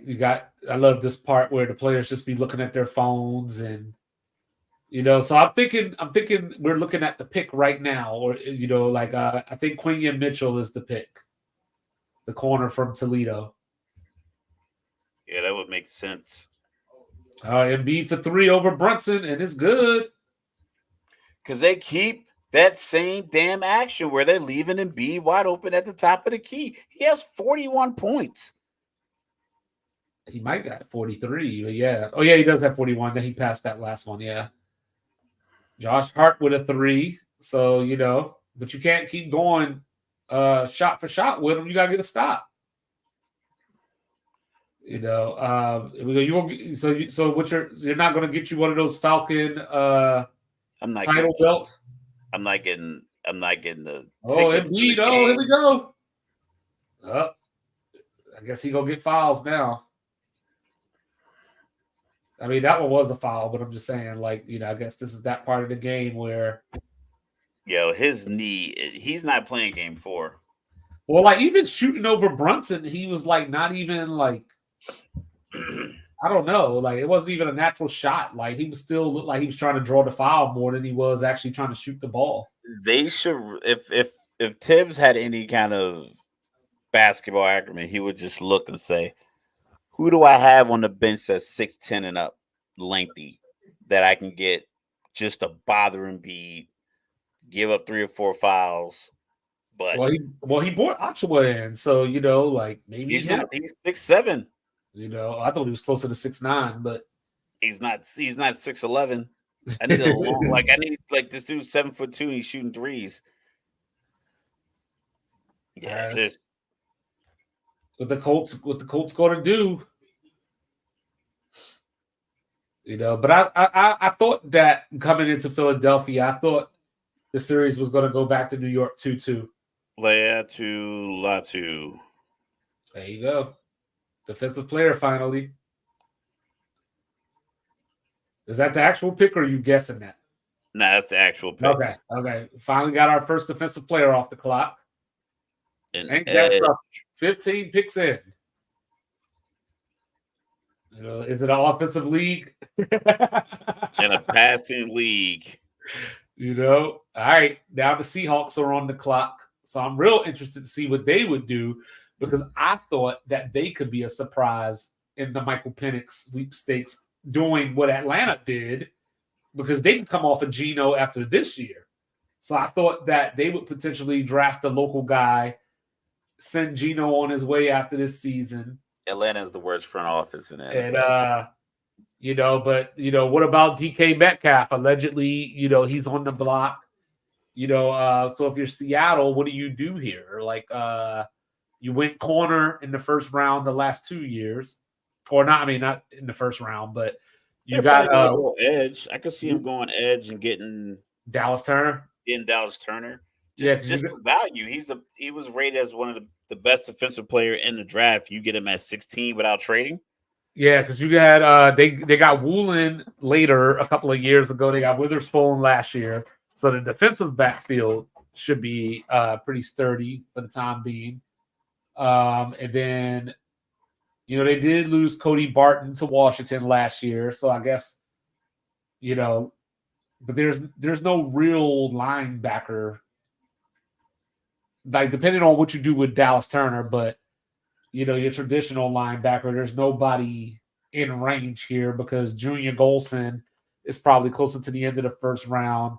My guy, Peyton Wilson from NC State, is probably top of the second round. I like his suit. I like the suit these guys are putting on this year. I think they toned it down. They kept it simple. I like it. I like the pick. I'm pretty sure my pops is probably like, I don't know who this dude is. I don't stay up that late to watch UCLA games. Yeah, I think Golson, like I said, is probably near the end of the first round. Peyton Wilson is probably Carolina's pick to start the second round. 41 career playoff high. I mean, he's out there like his shoot around. He's wide open. Yeah, he's at the free throw line now. That brace is bulky. I know. I don't know how he's getting up and down the court. Like, that's what I'm saying. Like, remember I was saying the other day, it's like an offensive lineman brace. Like, if I was the Knicks, I'd be playing like the Pacers right now. Yeah, I'm attacking him and making him go left. I don't know how is that difficult. It's not even like you got to make it like you have all like it's so difficult to make a basketball play, make the defender like just put a right-handed guy in the pick and roll and just tell him to drive it at Embiid. And Philly's even been pressing too. So like on some of these possessions, he's probably down there alone, or at the very least, there's one more person back with him. But you could probably get a 3-on-2 or 4-on-2. He's like 8 feet from the guy he's guarding the entire game. And they just jacket threes, but I mean, Josh Hart was just in the paint and kicked it out for a three. Like, you could have attacked Embiid then, maybe get him the foul trouble, maybe get him to jump, maybe get him the strap on the brace to come off. He got to go out to the sideline and put it back on, and you get a couple of minutes without him on the floor. But they're going to switch it. Look, what I tell you, they going to switch it. It's not working. And then you trapping them. For what? Why are you doing both? Oh, can OG get another one? Oh, back to back. Got an 8-point game. Don't worry, it's about to be 11 when they do that same. Ask if I can play the shit back to back. We going back to back. Like, yo, to this day, here we go. Is that a world tour? Your girls tour is wild. Did it again. They did it again. They freaking did it again. Why are you doubling or showing on Maxey, leaving Embiid alone? Embiid gets the ball. The guy gets back, drives by Embiid. Embiid drives by him, and he fouls him. Oh, my goodness. Like, I can't be the only one seeing this. You got a whole staff of people sitting there wearing black New York Nike's hat quarter zips. Oh, my goodness. I got it. All right, so let's see. 3 games tomorrow night. Got game 3s. Milwaukee going to Indiana now. Clippers going to Dallas, and then the Suns finally get a home game, which I know they've been praying for. One of these days somebody gonna swing off on Devin Booker. Or catch him in the parking lot. Yeah, he gonna get that Eubanks treatment. All right. These dudes don't fight. Jalen Brunson. They just act tough. I know, Kyle. I don't know where the foul was either, but the ref got the under. You know what I'm saying? Kyle Lowry. Free throws. It's going to be a free throw contest the rest of the way. Well, it's 4-11, so it's plenty of time. If they just simply recognize, like, yo, make Maxey shoot the ball, because right now the beat is hot. Just deny Embiid the ball. Like, he came out of the block for the rebound. Like, look, Brunson's about to set up his setup for his second free throw, and I don't know if he just assumes that he's gonna make it, but he's not even on the block to get the rebound. Like, he is literally playing at 70%. Batum is in the lane, which is a violation. Yeah, both feet in the lane. All right, here we go. So we got an 8-point game coming up on 4 minutes. Jalen Brunson with 34 and 13. Speaking of high assists, I was shocked. Here it is. They did it again. They freaking did it again. I was shocked that Tyler Hero had 14 assists last night. Yeah, he was killing Boston. But he plays with such confidence that. Oh, that's a travel, ain't it? Well, he threw the pick anyway. I mean, not watching football, but yeah. All right. That's so Seattle by Oubre. Kelly Oubre. Okay, watch this. Are you watching the action? Yeah, I'm watching. Here we go. Okay, so Hart is gonna show on Maxey for no reason. Well, they got lucky right there.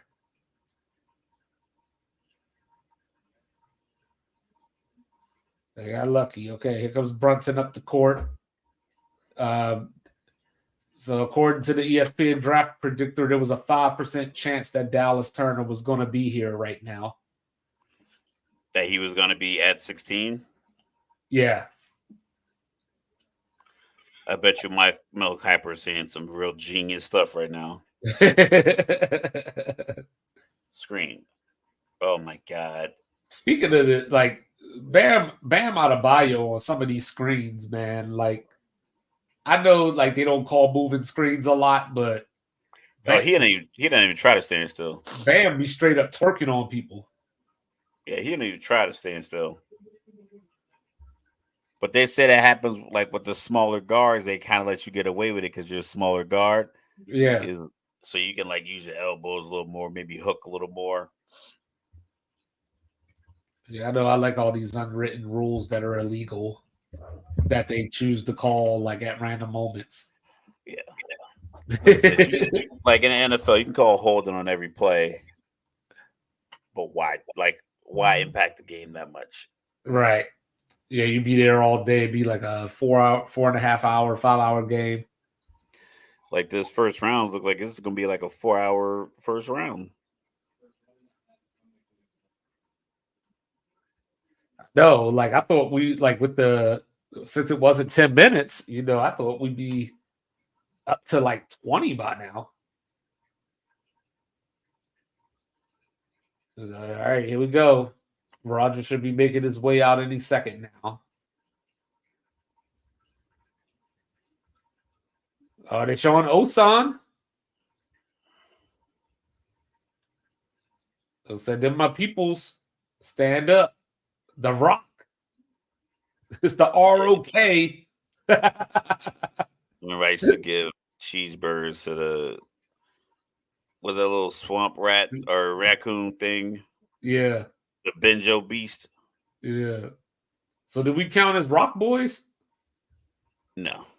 Oh, okay. Penis. Why is it? I know, that's what I said. Why do you got that? Why did say there? Penis? Somebody trying to be funny, I guess. Or, somebody that don't watch football really thought his name was spelled like that. All right, here's Roger. What you got for us, Commish? Seattle's on the clock. Let's see if they go Dallas Turner here or if they make us wait a little bit more. Like every year, there's always the dude that has to wait. I love reading the comments under Byron Murphy II. Defensive tackle. So they went defensive line. There you go. Jacksonville's on the clock. Dad and they're all Gucci'd out. Yeah. Amber Rose. Oh, that's not. No, I'm just joking.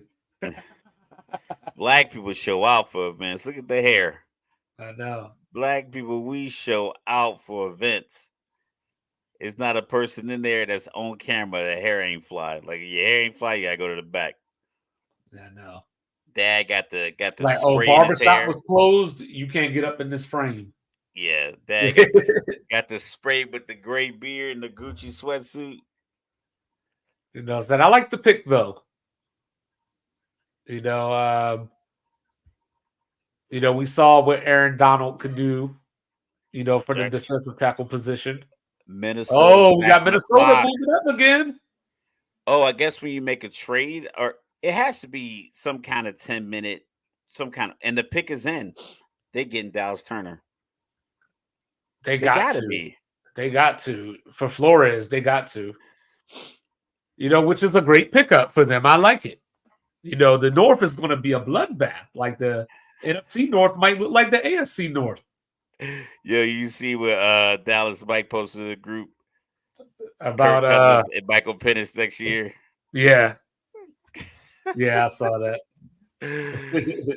At least it's comical, man. At least it's comical. Because like I said, the best part about reading Atlanta Falcons forums is like we tend to agree. Like someone was like, back to tequila. The entire front office. That was what Cup said. If they traded or drafted anybody other than Drake May, he was gonna. I forgot what he was going to drink, but then if they got Drake May, he was going to take 3 tequila shots. It said apparently Falcons don't want to win with this pick. Kyle Lowry putting daggers out there. It says this is the most Atlanta Falcons move imaginable.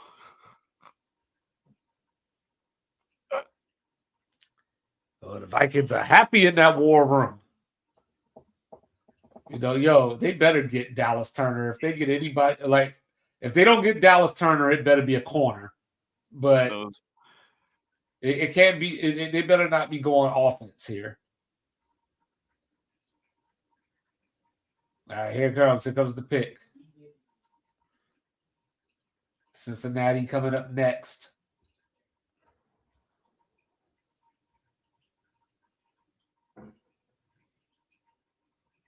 Dallas Turner. Dallas Turner, there it is. Someone said, what's the logic behind this? We could have had selected the number 1 defensive player in the draft. That man looked mad. Oh, Turner? Yeah. I mean, he wasn't projected to go higher than 8. Yeah, I mean, that man dapping the hell out of people with the big old pat on the back. All right, here comes some highlights. Saying, let's look at this. This is going to be, a good player for many years in this league. Strong. Yep. And then, Jalen Brunson's getting explanations from refs. Now they're about to show him in coverage. Yep. So a little bit of everything, some versatility there. You gotta love that. What was measurable? 6'3", 6'4"? Oh, I missed it. But yeah, but I like the pick though. Definitely because Flores had that defense. Playing above their level last year. And I think this is just going to help solidify that. So I'm with it. I mean, yeah, you can't go wrong when you Get your quarterback. I mean, we saw it happen with Houston last year. You got your quarterback. Then you made the next move to get your edge rusher. I got him at 6'4", 251.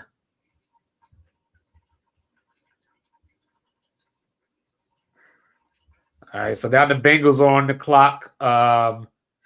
My mock draft is messed up now because I had the Bengals taking Byron Murphy. So we'll see what Cincinnati does. You know, are they going to draft a T. Higgins replacement? I don't. I maybe think right now with T. line, Higgins getting 21 million. He's getting 21 million with the franchise tag. Yep, and then Henderson asked for a trade too. Henderson wants to trade. So maybe they can. So maybe they'll. Amon-Ra St. Brown just got 30 million. So if you trade for T. Higgins, you got to be willing to give him 30 and a half, 31. Or maybe you go shorter and you give him like the AJ Brown deal. Yeah. But I don't know if you want to trade for a guy and go and give him a short-term extension because you're giving up an asset. All right. Sixers trying to play keep away. Knicks trapping. 4 to go on the shot clock. Lowry try to dump it to Embiid. No. DiVincenzo with the steal. Brunson on the fast break. Fake out. Knicks get the layup. Brunson miss. And Hartenstein with the putback. Maxey coming back in. Press still on. Embiid just knocked somebody on their butt. No call. I thought they stripped them, but we got a foul. It looked clean to me. Yeah, I thought it was clean too. But they probably wasted a challenge on something earlier. I want to see when he knocked dude down, though. Was that Anunoby? I don't know who that was, but he knocked somebody down. Shooting 15, now 16, 17 free throws. Hey, he was complaining about the refs. Hey, man, he put the seed out there a la Phil Jackson. Yep, that's why I told you. They all learned from the Zen Master. Yeah, I knew that's what they were doing. But Lakers gonna get 44 free throws. Denver gonna get 7. Nah, you heard it here first. It's gonna be close because Jokic plays inside. He gets a lot of free throws, and he hits a lot of people cutting to the basket. So after the other night, are the Lakers getting swept? Yeah. I think that series. Look at this man, yo! Like he's like pushing people away. Like he elbowed DiVincenzo in the. That's throat. What I'm saying. Like then Hartenstein got hit in the face after the block. See, that's a foul, right? Going off of the D-Lo logic we were talking about, right? That's a foul, right? To me, the reason I thought, like I said, the D-Lo thing, because the guy defending him hit him. Embiid went up to block the dunk, and Batum knocked the ball out from behind. So, like, the ball was blocked away. So, like, if the ball was still in Hartenstein's hand, Embiid's arm probably would have hit the ball. But the ball was, like, blocked away.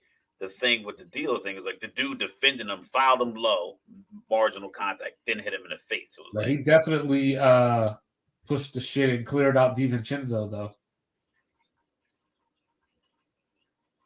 They're letting Embiid like bully everybody. Yeah, he playing Undertaker. Look at the fourth quarter, 17 free throws to 7. All right, here goes Brunson. And all of the Knicks fouls have been legit. Like they've been getting slapped around, and the Philly's been getting these phantom fouls. Yeah. But on top of that, they did allow, wide open 3-pointers. Right. Yeah.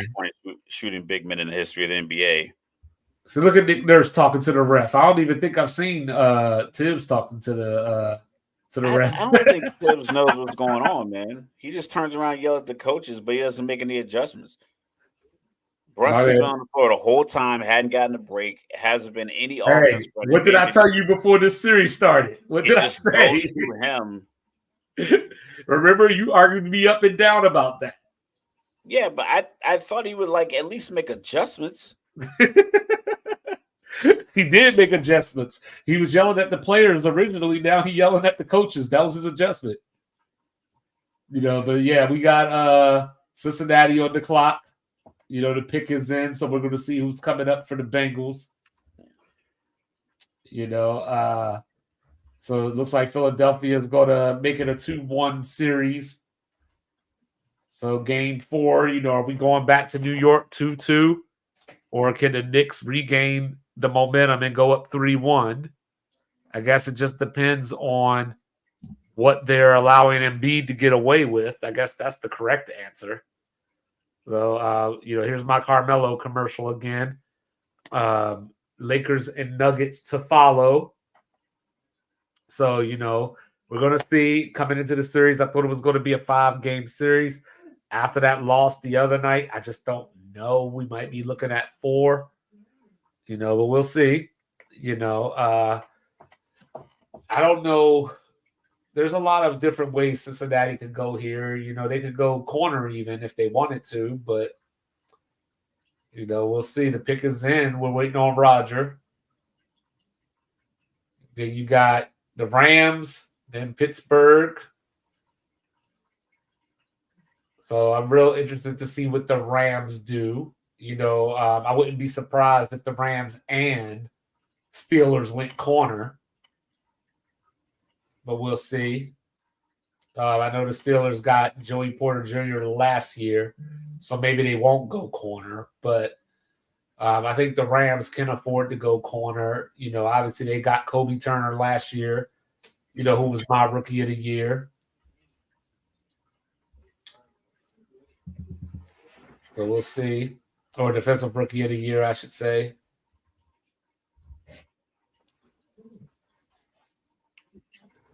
And then we got the Knicks, let's see, still trying to foul and get turnovers. And we got 33.8 seconds left, but Philly's up 9. So for all intents and purposes, this is probably over.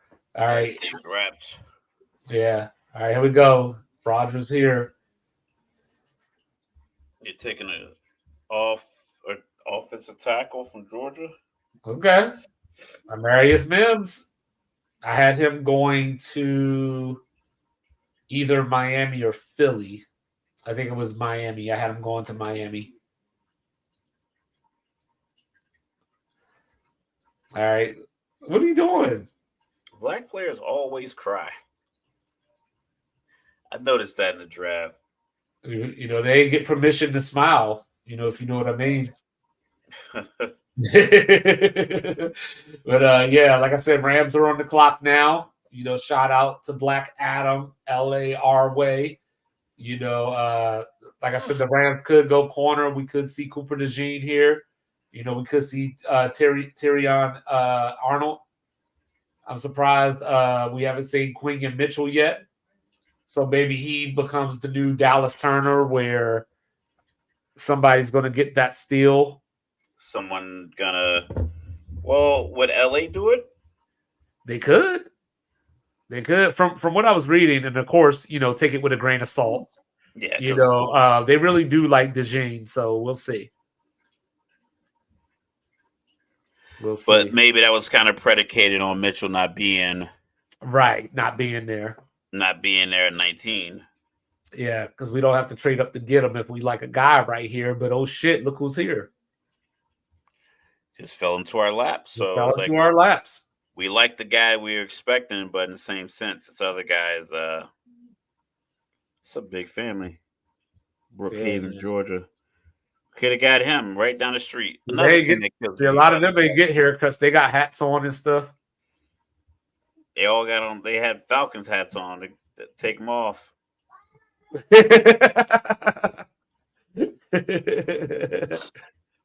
Hometown team. But yeah, Joe Burrow could use some protection. Like not a bad thing. I'll never argue with somebody trying to protect their investment, I guess. Yeah, tackle you can't go wrong because I think you can use them in so many different spots immediately. You can see if they could play, drop them down and have them play guard. You can move them left tackle, right tackle. So that's 4 positions. Most guys don't go from tackle to center normally.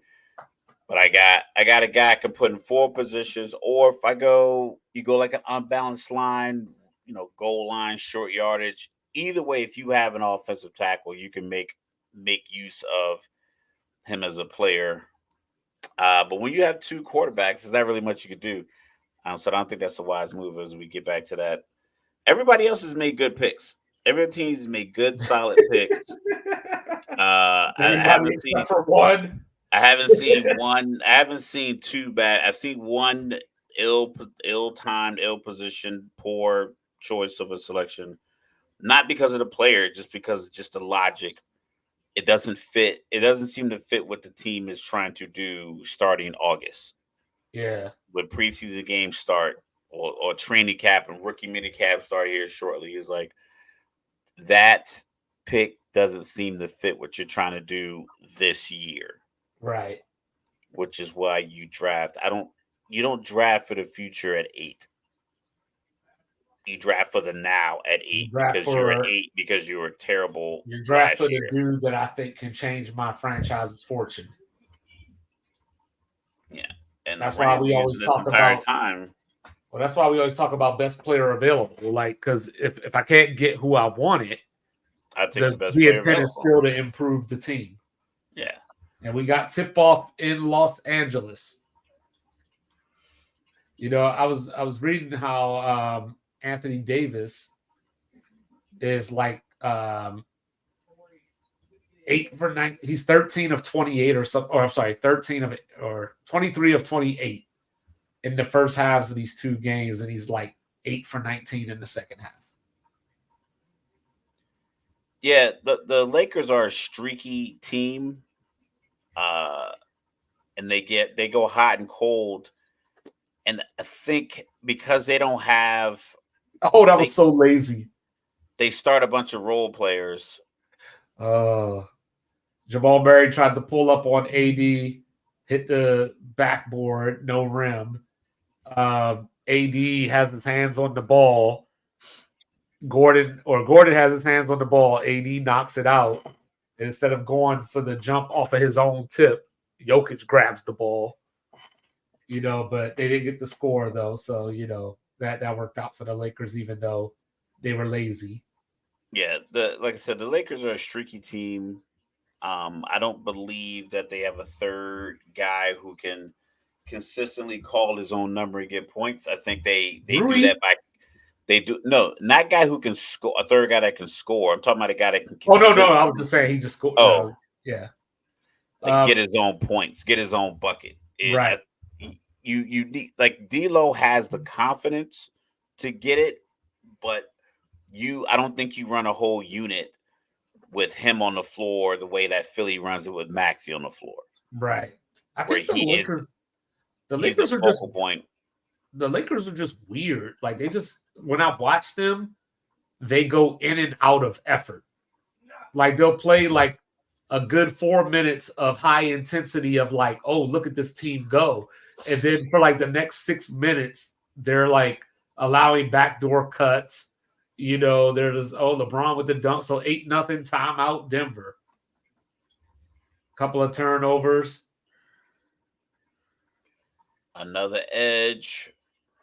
Jarrett Verse, my guy. Out of Florida State.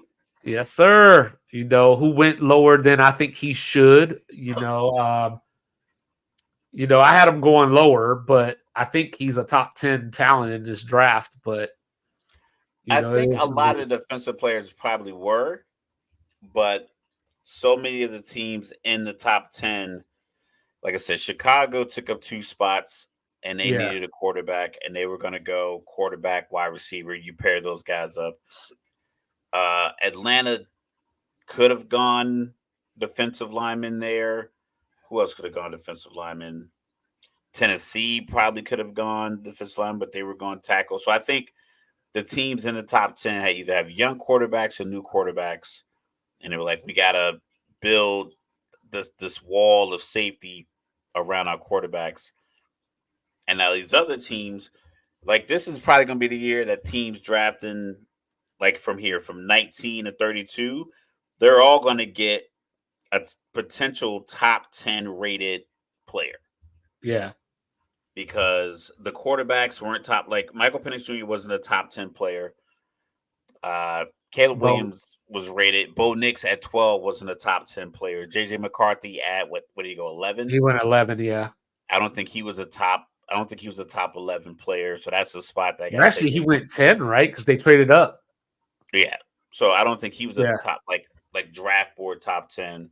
Brock Bowers went outside of the top 10. So yep. And then all right, now we got Pittsburgh on the clock, followed by Miami and Philadelphia. Pittsburgh's going to go Brian Thomas, wide receiver, LSU. That's a great pick for them if that's what it ends up being. Get another big target to go across from Pickens. Yeah, like I said, I don't know. I guess because I play like back in the day, you used to play Madden franchise and stuff like that. I would take, even when I used to play with the like NCAA, and I was recruiting. I was like, I'll take the 6'3" 3-star guy. Yeah. And just throw bombs to him. And just throw jump balls to him. And then we got a date. Is it official? Was it June? I thought I saw it on the EA Sports thing, July 19th. I thought I saw. I'm getting it.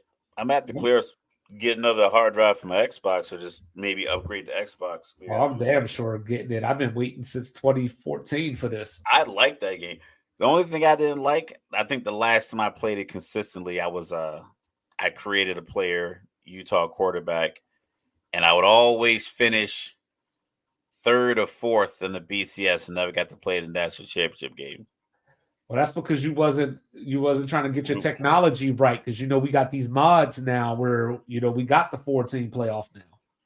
No, I'm talking about back in the day. Like this. No. I'm talking about like on that game now. Like saying like we got these mods that you could download to where you can put the 14 playoff on that game.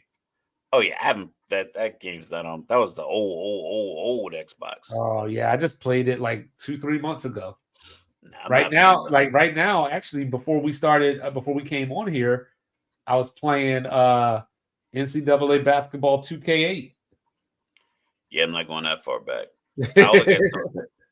I'll look at some pictures for nostalgia, but I'm not playing a 15-year-old game. Yeah, the only thing I hate about it is you can't change the conferences around, but to make it modern. But outside of that, I be playing. Denver with the 3. So Anthony Davis posted up on Jokic. He spins, he turns, foul.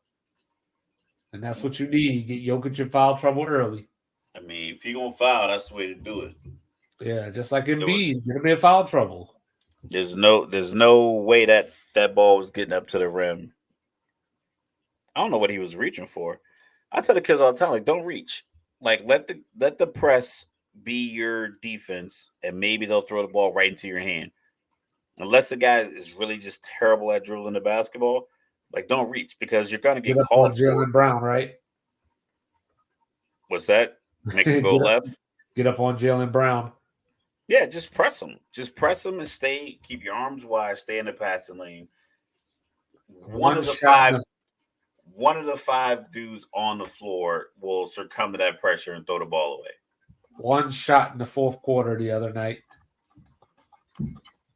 How are you not demanding the ball? Like, remember Big Man used to go down the block and just scream for the ball? You know what happened? We got done with the 80s. That's what happened. Even with that, like, go anywhere. Go to that Lakers symbol on the side. You're about free throw line extended. Or that Emirates. Go to that A in the Emirates. Like, yo, give me the ball.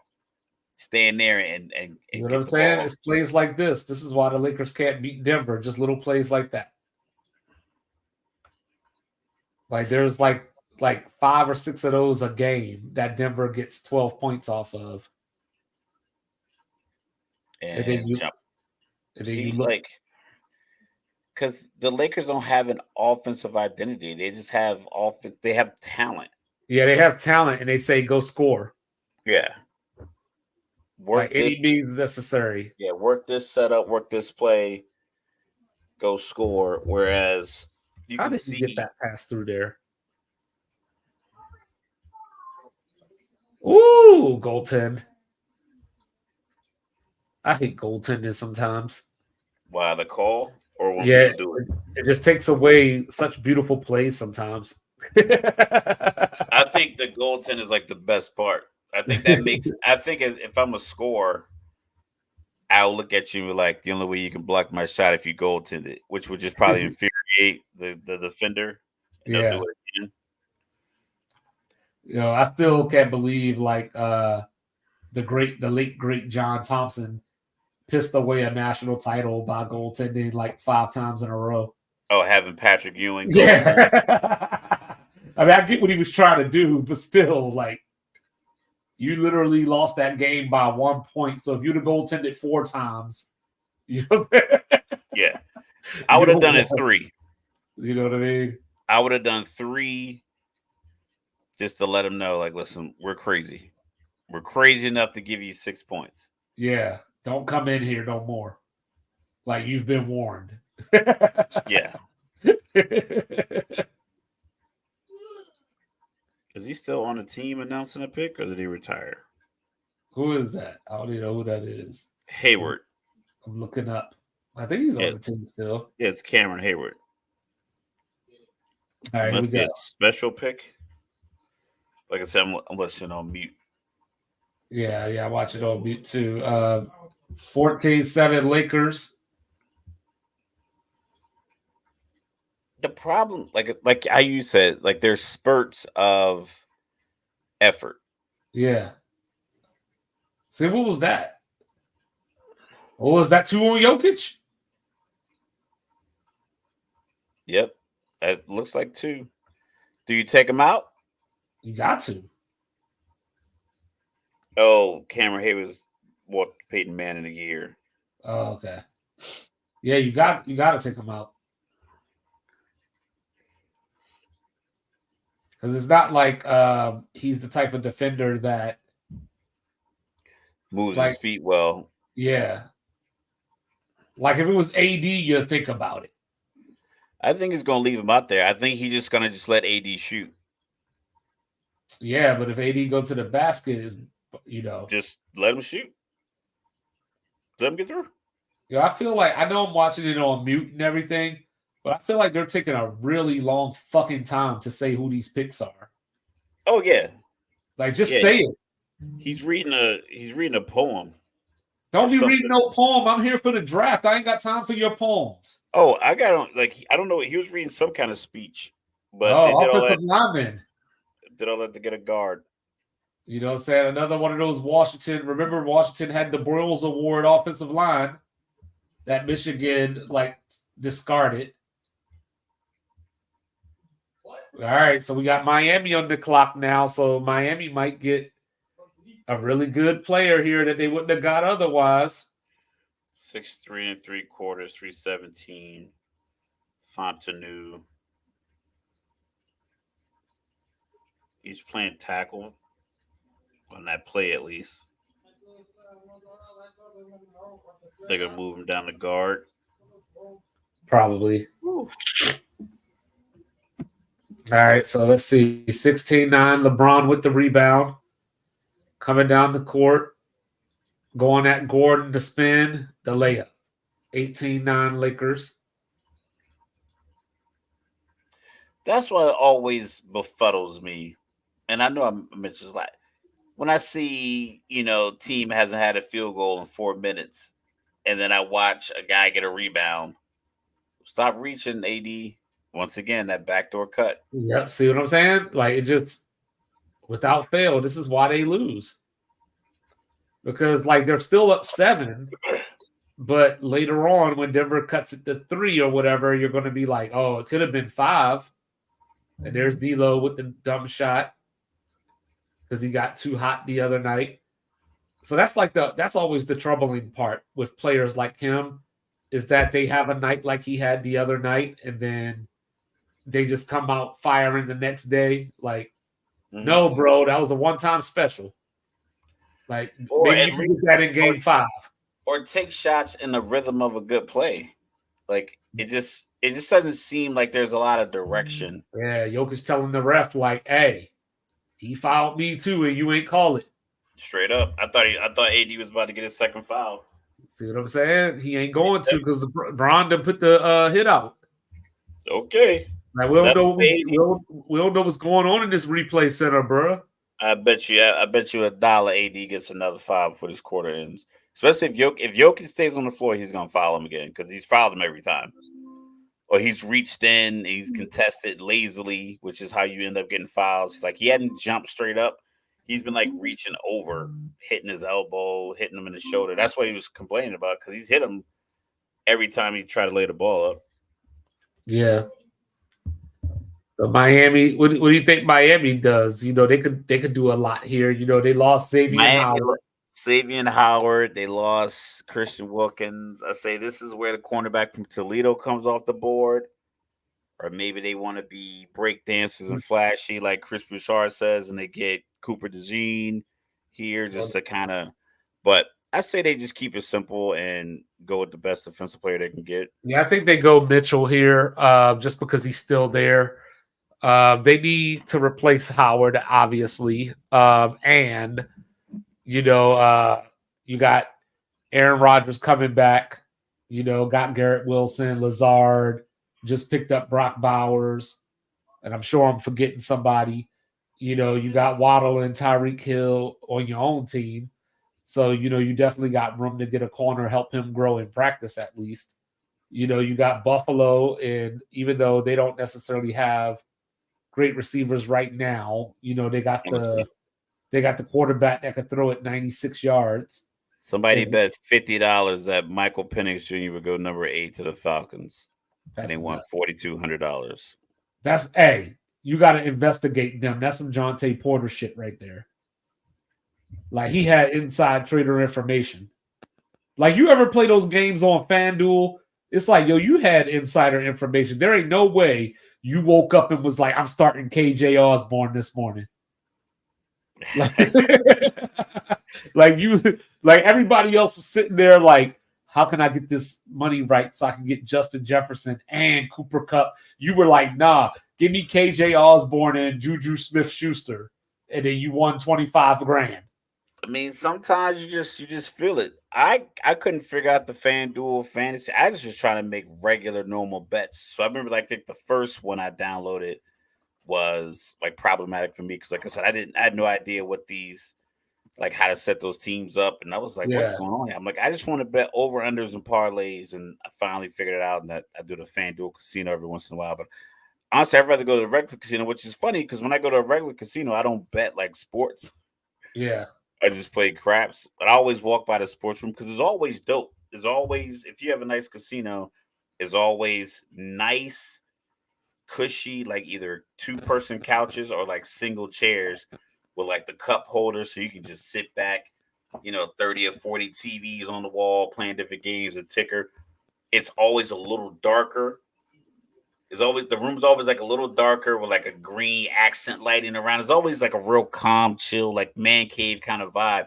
You could probably sit in there for hours just making like different bets on these sports. But like I don't know enough like to make like a good like the good bets. You know what I mean? Like the ones that are gonna really profit. I don't want to make the whole this team's gonna score this one over under. Like I want like, hey, if you go, you know, this guy's gonna shoot 12 free throw attempts. I want to know that level. So like when I make my parlay, it'll hit. I want to figure out a parlay that turn into 10,000. I usually do well on college football spreads, but yeah, I can see you crushing that. But I get ahead of myself, so I'll make like a 5-game parlay, and I'll literally get 4, and then the last game just goes haywire. Like, you know what I mean? Like, I'll get all of them, even the upsets. If I pick the money line, I'll get it, and then like I'll pick like this one team to cover like. It'll be dumb, like cover 28 points. You know what I mean? And they'll lose by like 31. And I'm like, you mother, you know. I picked this. I did it was like 14 leg. It was a complete crapshoot. I forgot I lost Raekwon Davis too. I think I had like 7 or 8 of them.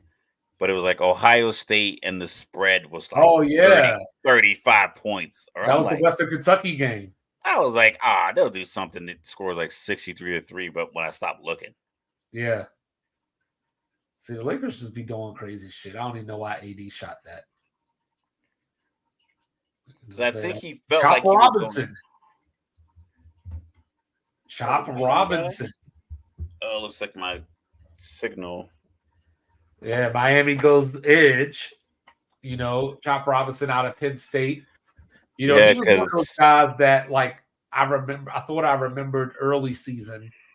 He was higher in the mock drafts, and then as we got closer to the actual draft, like I just kept seeing his name lower and lower. So Philly's got to go corner, right? They had trouble stopping the pass last year. You would think they would go defensive backfield. Yes, they went Jalen Carter last year. You know, they brought back CJ to play safety for him. You know, Slay's getting older. Bradbury's still getting burnt. You know, so they got to go corner here. Oh, KCP, nope. Michael Porter Jr., oh, they caught a foul. Oh, let me see that replay. Here we go. I told you. The fuckery is amongst us. Man, he pushed him with both hands up. Let me see it. I got to see it again. He sold it, but he definitely pushed him. All right, let me look at this. That was a dumb shot by KCP, first of all.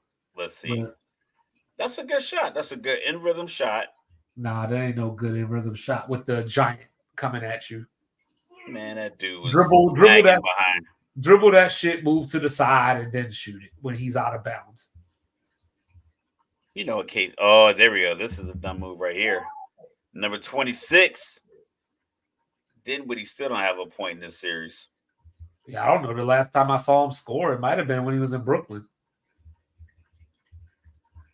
You know what I'm saying? I'm not sure. And you got Gabe Vincent out there. See, that's what, like, Nick Wright, when he talks about the coaching moves, it's like you have Spencer Dinwiddie, Austin Reeves, and Gabe Vincent on the floor, two of which have given you nothing. Austin Reeves off the glass. You better be careful. You already got one offensive foul with that off arm. All right, let's see what the Nuggets do. They're down 8. Here's another 3. Nope. Aaron Davis with the rebound. Here comes Dinwiddie. Guarded by Michael Porter, going all the way to the basket. Blocked. Oh, they called a foul up. There we go. I'm telling you, Lakers about to eat these free throws, bro. Yo, the Lakers always got a lot of free throws. But like I said, Austin Reeves, he already got called once for that off. I don't know if I've seen Denver shoot a free throw yet, though. They've been shooting jump shots. Have they shot a free throw yet? I don't think they have. Because remember, we were talking about how they should have got the foul on AD against Jokic. Yeah. And they didn't call that. LeBron going to the bench, so let's see what happens. So LeBron goes to the bench, 2:48. Gordon goes to the bench. Michael Porter Jr. is on the bench. So you got Reggie Jackson in there. All right, so he's a guy likes to get in the paint. Oh, there's Dinwiddie. There's 2 bench points now outside of Taurean Prince. All right, here we go. Jokic.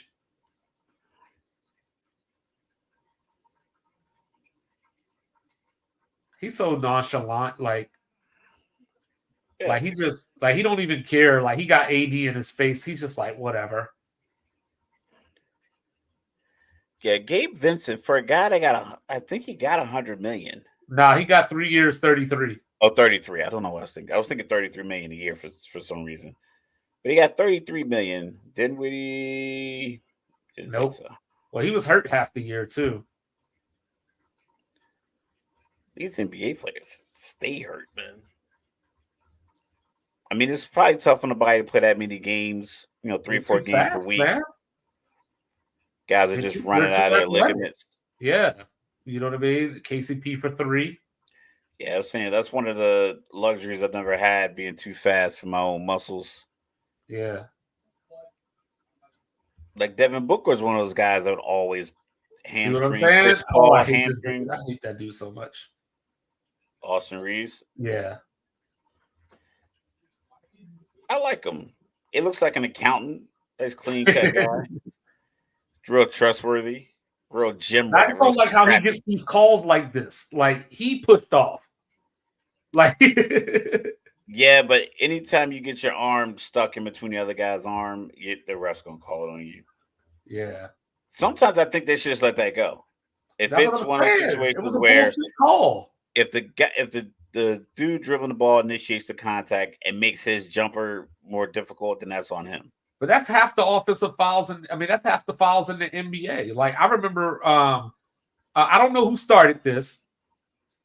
Before I say what I'm about to say, I don't know who started it, but I just remember when LeBron was first in Cleveland, he was the first person that I noticed. Not saying he invented it. He was the first person that I noticed that would drive to the basket and slap the defender's hand away. And I'm like, yo, you can't do that. Like, but they still called a foul on the defender. And I'm like, well, but the defender was the one that actually got hit. And then I started seeing, and then dudes started doing it in the gym in real life, like at the Y or whatever. Like you'll play some defense, you'll be up on somebody like this, yeah. And as they're coming, you're sliding over, and they'll just like back your hands out. It goes, yeah, and I'm like, that ain't no foul. Like, man, fuck the NBA, man. They be making me mad. They just got a foul on Gabe Vincent, so Jokic. Yeah, there's some free throws. Oh, they got 3 free throws. There you go. 8-3 right now. Oh, what a block. But yeah, 8-3 right now, Lakers as far as free throw attempts. Yeah, we want to keep an eye on that because I want to keep an eye on that. Be an unfavorable amount. Well, I mean, already Austin Reeves getting this bullshit, and Jokic didn't get the call. I mean, this is a 2-time, about to be 3-time MVP that didn't get a call. You know what I mean? Like, so much for superstar calls. He just got the call on Vincent. No, I'm talking about when Anthony Davis. They want to put Anthony Davis on the bench because nobody came to the crypto arena to see Anthony Davis sitting down. No one came to see you ref this game. Yeah, they ain't here for you, Otis, or whatever. Yeah, I get it. Like they come to see you. There are certain superstar calls. My thing with the NBA is that a lot of the offense is based off of guys creating space with bumps and pushes, and like even Jordan with the last shot, Game 6 versus Utah, like the crossover, he pushed him in his back. Jordan invented the dirty bird on that play. I'm saying, so he's like, he got a good push. Oh, Eagles go offensive tackle. What? Offensive tackle. No, I'm looking at the Eagles right now. Oh no, my bad. They're showing one of their tackles on the screen. My bad. Yeah. My bad. I just looked up real quick. They got my guy from Toledo. Yep. Quinion Mitchell. Yep. See? It's always the good teams. See, this is what happens. You know what I'm saying? Bad teams at the top of the draft. Atlanta fucking up. They make bad moves, or they reach, like Denver reaching for Bo Nix was probably a bad idea. And then they leave this dude here for the Eagles to get. You know what I'm saying? Let's watch these highlights. You know what I'm saying? So now we got Jacksonville on the clock after their trade with Minnesota. Oh, he had some Sauce Gardner on that play. Did he drop it or he caught it? Playmaking. Oh, no, I was just talking about how he grabbed that receiver when the receiver was about to go jump in the air for the ball. Run support, good tackler. Yep. Yeah, he might be the best corner in this draft. Oh, AD get blocked. I don't see that a lot. Whoever this dude is, that's 2 blocks for him. That's a double dribble. That's probably a foul. Did they call it? No. Nope. They gonna get one on Austin? No, they ain't call it. Nope. See, Jamal talking to the ref right now. Like he's like, "Yo, get what is it? Secaucus, get Secaucus on the phone." Yeah. This is not the deal we made. So Lakers are up 10. Jamal Murray, Christian Brown for 3. Nope. Into the first quarter. 33-23 Lakers. So another double-digit lead. Damn, AD almost broke the shot clock. 6 foot 195, and he ran a 4.3340, and he all the way down to 22, 6 foot. Call it rounded up to 200 pounds. Maybe it's because of where he went to school. Potentially. Not a lot of primetime matchups. Yeah. So now we got Jacksonville on the clock again. The pick is in. And then, of course, after Jacksonville, y'all going to have to excuse me so I can go get my airplane bag. Because I feel a heave coming. Look at this. I need to get one of these jobs in one of these executive offices. I need to hit the NFL up again, see if they read my resume. Hey, that team that I told you about ain't tell me no yet. So, we'll see.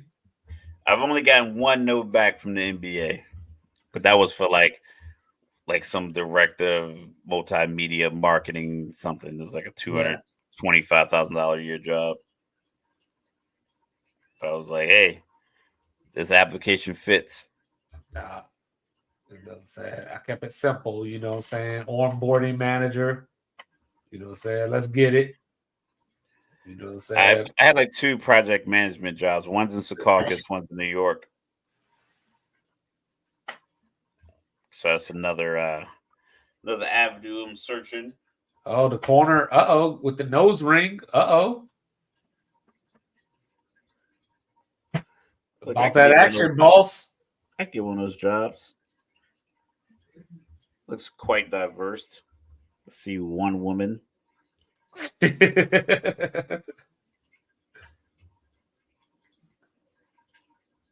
Eagles fans are nuts. I don't even know what they looking at though. Like they already know who they picked. Why they staring like that? There's a lot of stuff that's like going on because like I went to the one in Philly with my son like probably like 7 years ago, and there's like a bunch of TVs, and then there's like people throwing stuff in the crowd like footballs. It's like little stuff like that going on. No, but they in the war room though. Oh, you talking about? Oh, I think maybe they were just watching an interview and just seeing how he can handle the interview. They like don't say nothing. Or they knew they all were on camera, so they were like, "Oh, we're just gonna stand up the whole time." They don't say nothing crazy. I'm ready to go knock some motherfucking heads off. Like, take the pick back. Arian Foster said that happened to him because he thought he was gonna go higher. Yeah, and he got called in like the 6th or 7th round. And he answered the phone. He's like, "Hello." They're like, "Hey, what's going on? This is so and so with the Green Bay Packers." Some random team. You excited about being a Packer? He was like, "I mean, I guess." I don't think it was. I can't remember what team it was, but whatever team it was, he just was like, "All right, man, I guess." Like Eeyore. And they were like, "Okay." And then he said, "Looked on TV. It was a different name." Lakers 10 fast break points. Denver 0. Yeah, so it's not free throws. It's other elements of the basketball game. Not yet. You can't make it obvious right away, like, unless it's game 6 of the NBA Finals. You just got to let it build up. I mean, listen, it's 10-0 in fast break points. That's because one team's not shooting well. But, well, I don't know how. Well, look at that. See, they gave Austin Reeves that call. Like, even though I don't think it was a foul, Austin Reeves would have got that call. There's Brian Thomas finally. There he is, Jacksonville with the smart pick. 6'2" and 7/8, 209. I'm always weary of getting a second guy because Malik Neighbors probably got the better coverage. Hey, he led the nation in touchdown catches, though. with Malik Neighbors on his team. So, That's what I'm saying. Like, is it because I guess Jaden Daniels out there just throwing it to everybody. I mean, he had 50 touchdowns, yeah. Well, Austin Reeves doing work. 37-25 Lakers. Jamal Murray still playing like shit. Even though he just made a shot that he should have got a foul call on, that he didn't get a foul call. Aaron Gordon just knocked over LeBron and scored. No foul either way. LeBron still complaining to the ref. For me, like I'm always like, that has to be something. Yeah. Either it's a block, it's a charge. I don't know how it's a no call. So sometimes I'm okay with it. It just depends. Like, as long as it's consistent, I can adjust to it. But if it's not consistent, that's where the problem comes in. And here's Aaron Gordon again. See, that one was a foul too that they didn't call. See? Yeah, that's a foul. See what I'm saying? Come on now. That's a foul. I'm just trying to tell you. Ooh, LeBron got blocked. That dude is blocking everything. No, that's a different guy. Don't shoot it, brick. Aaron Gordon. Aaron Gordon bringing it up the court. He's at the 3-point line on the left side. He thought about stepping back. No, Jamal Murray at the top with Austin Reeves on him. Jamal Murray. He looks like he's moving in slow motion or something.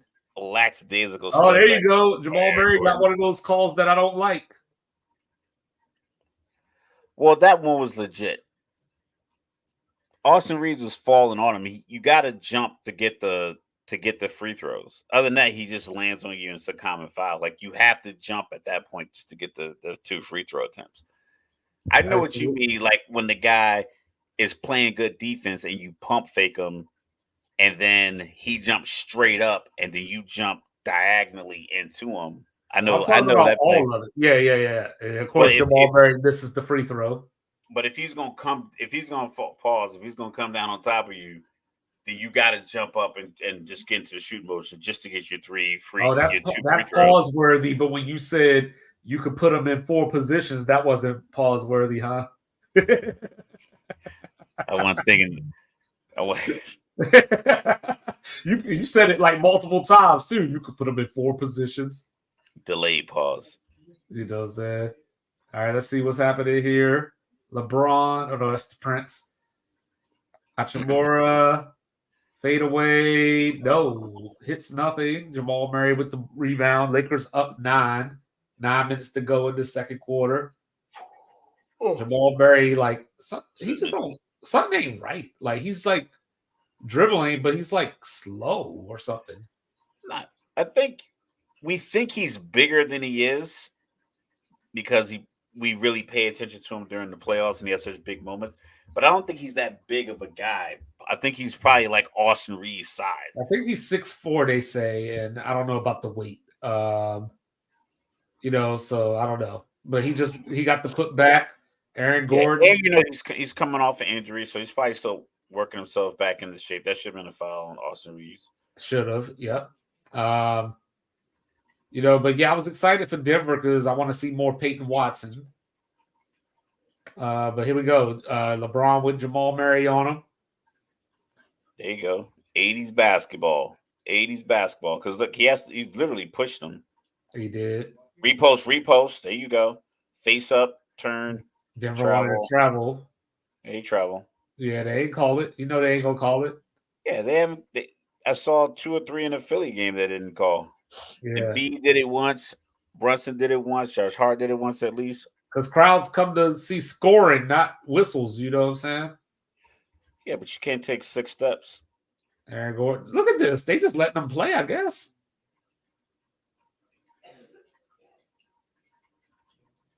I mean, he traveled. It's like, yo, we done with the traveling. I don't like. I've never sat courtside or anything, but from what I hear, like my dad said, he went to like a Georgetown game back in the day. They sat like the 3rd row, and he was like, "It's so fast, you can't even see it. Like you can't pay attention to the game from the side like that because the guys are just so fast." And this is right. 30, 40 years ago. So obviously they've gotten faster, but he's like, it's just so fast. So I'm thinking like Are these guys so fast that at the ground level the refs just can't see the travel? Just because the guys are moving so quick? Because we can see it. Because I'm looking at from an angle that's way up here. I can see all 10 guys on that half of the court, and I can see that when he picked the ball up in that third step and everything else. But as long as the replay center chime in. Oh, this is another thing. I'm done with the replay center. It happened last night. The game ended up being inconsequential because OKC won, but there was a play where it was, I think OKC, I think Jalen Williams and SGA were in a pick and roll. SGA was setting the pick, and Herb Jones, I think his name, pushed SGA in the back, and then he bumped Brandon Ingram. They called the foul. Like he didn't bump. Like he pushed SGA, and then Brandon Ingram kind of like had to like stumble around him. So when he like tried to avoid him, they called a foul. So then they challenged it. So when they came back from the challenge, they changed the foul from SGA and gave it to Herb Jones for the push. And I'm like, I get that you changed the foul call on SGA, but I think it's unfair for you to be able to look at something in slow motion after the fact and then essentially retroactively give a foul you didn't call. Because I know in the NFL, if you look and see if it's a fumble, but a face mask, you can't be like, you can't say, oh, he fumbled, but we got this face mask. Right. Like you got to charge it like, yo, we missed the face mask call or what have you, or the holding call. So we're just gonna Dallas took it all the way down to 20 seconds and traded it to Detroit. They're all in, yo. Dallas is all in. They all in. That's what he said, man. So what Detroit gonna do then? Probably get a wide. Oh, they just paid their wide receiver. So do they get a corner? Do we have a surprise best available like defensive player left? Cooper DeJean?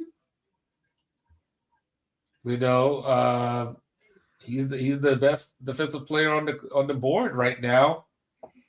Then you got Terry Arnold, the corner out of Alabama. They got him at 4. Yep. And then Nate Wiggins. Nate Wiggins. Yep. Out of Clemson. I think I like Wiggins here. I like Arnold better, but I think Wiggins is probably a better fit for Detroit. But I don't know. I cannot believe they were a couple of field goals away from going to the Super Bowl. Yeah, Goldie Goffington, huh? If they kicked a couple of field goals, it would have been Chiefs, Lions in the Super Bowl. Like Dan Campbell with the Dan Campbell. That's Torian Arnold. They got him. He's crying. He's going to Detroit. All these dudes crying, man. You know what I'm saying? Yo. Taurean Prince got the bounce. Like that suit though. I do. Yeah, I'm telling you, man. Like this is probably one of my most impressed years with the attire. All right, Joker's back on the floor. KCP still throwing up shit. KCP.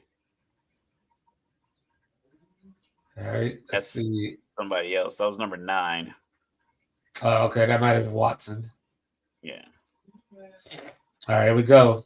Is LeBron on the floor? Yep. See, Darvin Ham is working. Repost. There you go. Get it back out. Repost. Face. And he dribbled too early, so like he had to, you got to at that point you just got to take the best shot available. That was ugly. He threw that off the glass for real. Yo, I always liked Reggie Jackson. I always thought he got a bad rap because people are like, oh, he feels like he should be a starter. I'm like, everybody. He was just a chumper, man. Nah, I thought he was a good player. I just felt like he always was behind a better point guard than him. So he never he probably felt like he was like Terry Rozier. Like Terry Rozier is always like he was probably never better than a starting point guard, but he had talent to be on the floor more. No, I always think of Reggie Jackson as the dude at the park that's on your team that you want to punch. I never felt that way. He just shoots too damn much. It's like, bro, like you ain't that dude. Like, you know what I'm saying? Like, yeah, early on in his career when he was the backup, he was that dude. I think he was a good 6-man. I just don't know if he just didn't really embody that role. Like back in the day, he would have shot that shot. Ooh, good pass. What they call? They're trying to get these free throws out. I think they called a foul. Yeah, that's why you always cut to the basket. Terrion Arnold. Christian Braun looked like he belonged. He looked like he belonged at the Air Force Academy or something. Yo, he looks just like this dude Boswell, this pilot in my that works in my section. I will show it to him tomorrow. Like he kind of looks like a combination of everybody, every pilot. I mean, like all of like they all like Jake. Who else? Got a little bit. This guy named Steele. Steele's a little taller. All right, goes Bloom operator named Ben. Austin Reeves with the miss. Joker coming on the fast break. Michael Porter with the pull up. Oh, in and out. Remember last when Michael Porter Jr. couldn't hit anything? I know. He was like 2 for 12. I'm like, you're wide open, and yeah, that was gonna be a foul. I like when he fouls a guy, you know it, and you're like, my bad, dog. Like you got to hit a dude and just be like, oh, I don't care, it's basketball, playoff intensity. All right, why did you show this dude like on the draft? They keep showing this dude with the glasses screaming into the camera. Because they keep the camera in your face for a long time. Because, like I said, me and my son went. The Falcons had a pick. Man, it was like a 5th round pick, 5th to 6th round pick. I don't even know who it was. It could have been Lululemon for all I know what the guy's name was. But they just keep the camera in your face, and the camera just was sitting there like this, just holding the camera like this. No one's giving you. There's no producer or anybody telling you, "All right, we're good, we're cutting." You're just like, yo, I hate the Lakers so much. So the whole time he's sitting there doing this, me and my son is like, we just kept doing it. I'm like, okay, this is gonna stop soon. Nope. He's just like, just holding the camera there for like 45 seconds. I'm just standing there. It's just me and him and a bunch of Eagles fans. I hate the Lakers so much. They're like that. Like you ever be like, you be about to do something and then somebody will tell you to do what you're about to do. Like you'll walk over to the trash can to grab, like you'll hit the thing with your foot so it'll open and you grab the trash bag, and then like your girl will be like, somebody need to take the trash out, and you like, yo, I'm already right here at the trash can. Like just drive it back in the container. That's the Lakers. Like the refs like trying to give them the ball. They're like, bro, I'm already getting the ball. Shut up. All right, here we go. Joker. Here's Jamal Murray. The fake on AD. Missed again. I'm telling you, man, something ain't right with this dude, man. I think he might still be working himself back into it. This is probably the most intense he's played. D'Lo once again giving the ball away. Travel. So that's another thing Michael Porter needs to start doing what he just did. Like, you're 6'10", bro. Like, you're 6'10". Like, make somebody defend you. Oh. LeBron didn't like that. Watch this effort. Watch this effort. This is what I'm talking about. Watch this. I saw it. Yeah, like, that's what the Lakers do, bro. They give you those couple good minutes, and then they just fall asleep on a play. D'Lo took a bad shot. LeBron was like, because he's forcing it because he feels like he had that game the other day. No, he plays like he has limited minutes. Like he has limited opportunities. He's like, I got this 6-shooter pistol and I'm firing it off. It's like, yo, you got more chances than that. Like, just play with the flow. Like that last shot was a bad shot. You weren't set. You didn't have the numbers. You didn't have the rebound advantage. What you did have was them in a bit of a scramble. So you pump fake there. They got jumps past you. You dribble drive, 2 dribbles. Now you're from 23 feet. You're at 16 feet, 15 feet. Maybe the other guy closes out. You get to pass LeBron in the post. Get a little baby floater. You got 2 points. You keep the crowd in it. But you shoot a bad shot, long rebound, pass, dunk. Now it's a timeout and you're getting your ass chewed. Now your whole demeanor is going to be different when you come back out. If you come back out. Yeah. If they don't have Dinwiddie back in the game, which I'm banking that they will.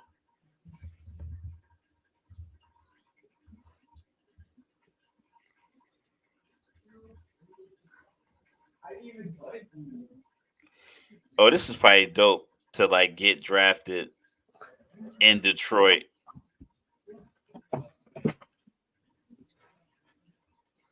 And get to like shake so many of the hands of the fans and stuff like that. Yeah. He should do the Method Man and like jump off the stage into the crowd and get passed around. Yeah, he'll get dropped by a Packers fan now.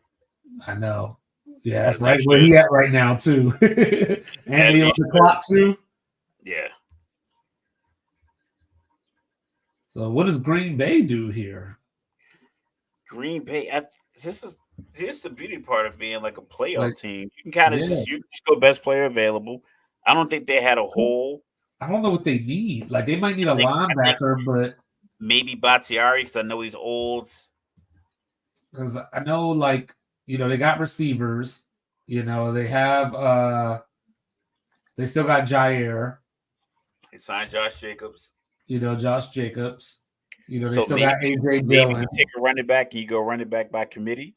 But I mean, they still got AJ Dillon, don't they? Oh no, they don't have AJ Dillon. I think. I don't believe so. I believe he skedaddled in free agency. But Josh Jacobs was the guy they got to replace Aaron Jones. Right. So you go. I think you can go running back here. I can't recall like any of the top running back candidates. They do still have Dillon. Oh, they still do? Okay. Yeah. I know there was some talk like all right, here we go. We'll go see. Or I guess you're gonna tell me. I want you to see this Packers fan's face. All right, let's see. Here we go. But there's that same Detroit dude they keep showing. Yeah, the dude with the dreads. Yeah. I'm telling you, like they have the camera set up, and it's just right there. The dude just holding the camera. Like I said, there's no one telling you. Like they just put the camera in your face, and you know what to do. All up on Whoopi Goldberg nephew like that. So I guess Tampa Bay's on the clock. So if we are going to see a running back in the first round, the pick is in already. If we're going to see a running back in the first round, this is probably it right here. This will be the team, you know. But I think they could go corner as well, get Nate Wiggins, since they lost Carlton Davis, and they need some corners. They need a little bit of everything too. Like not that they're obviously a bad like I said, team. You're a playoff team. You're in a division that's not that. I haven't seen any moves this offseason, short of the Kirk Cousins move, that says, "Oh, another team in my division is trying to get better, and you know their needs." Jamal Murray. I would have believed it if they would have gotten a better 8th pick, but Tampa Bay not having doesn't have a first round draft pick. So if I'm the Buccaneers, I just go best player available at this point. And you can never go wrong with the solid defense. So solid defensive pick would be very smart right here for the Buccaneers. But knowing this run on tackles, they probably grabbed himself a tackle because I think that's the 4th or 5th one that's gone in his first round. So that's surprising. Well, I feel like there's more than that. Tackles, right? Yeah, like I feel like we're up to like 8. I feel like we're up to. I'm gonna look real quick. I feel like we're up to 8. So let's see. You got, the Chargers, Titans, Jets, Saints, Bengals, Steelers, and Packers. So that's 6. 7. Yeah, make sure I didn't miss anybody. So that's 7 tackles. So do you really want the 8th tackle? I wouldn't think so. Not in the first round. Like, I wouldn't even want the 7th one, come to think of it, in the first round. Yeah. Now I think you could go. I think you could go corner here. Maybe you still might. They didn't call a single thing there. Might still be too early for a linebacker, but you got Tampa Bay always last in rushing or near the bottom. That might have been a clean block. That might have been a clean block. Yeah, so I'm saying I think that might have been a clean block. Yeah, I'm gonna say it was a clean block. Austin Reeves was the one that got his hand around his neck. And they didn't. See what I'm saying? I told you Austin Reeves be getting these calls, bro. Like, oh, you thinking I'm playing? He get the Mo Williams calls. Where you're like, yo, you're only getting calls because you're on LeBron's team. Like, if you were on any other team, you would not be getting these calls. These I don't know. Bro. Like these are all fouls on Gabe Vincent. I know. And how many of them did they call? They didn't call a single one. Exactly. I don't think the foul calls, like I said, I recall our conversation. I think they are looking at are they looking at that? I don't know what they're looking at, but I'm telling you, bro, there's just momentum. Like this is what happened. I'm not saying that the refs are cheating. That's not what I'm trying to. I'm not trying to imply that the refs are cheating. I'm not trying to imply that there's like this. Like David or Adam Silver made a call and was like, "Yo, I need this series to continue." I'm not saying that. I'm just saying that, like you said it earlier, like they were obviously influenced by Embiid or whatever. Where Embiid was getting ticky-tack calls, and I think that's too easy for. I think it happens too much for it not to be that. But I think everyone complains after every game. No, but it's different though. I think the refs make bad. I think the refs make judgment calls. They should just. I personally think they should increase the foul total to 8.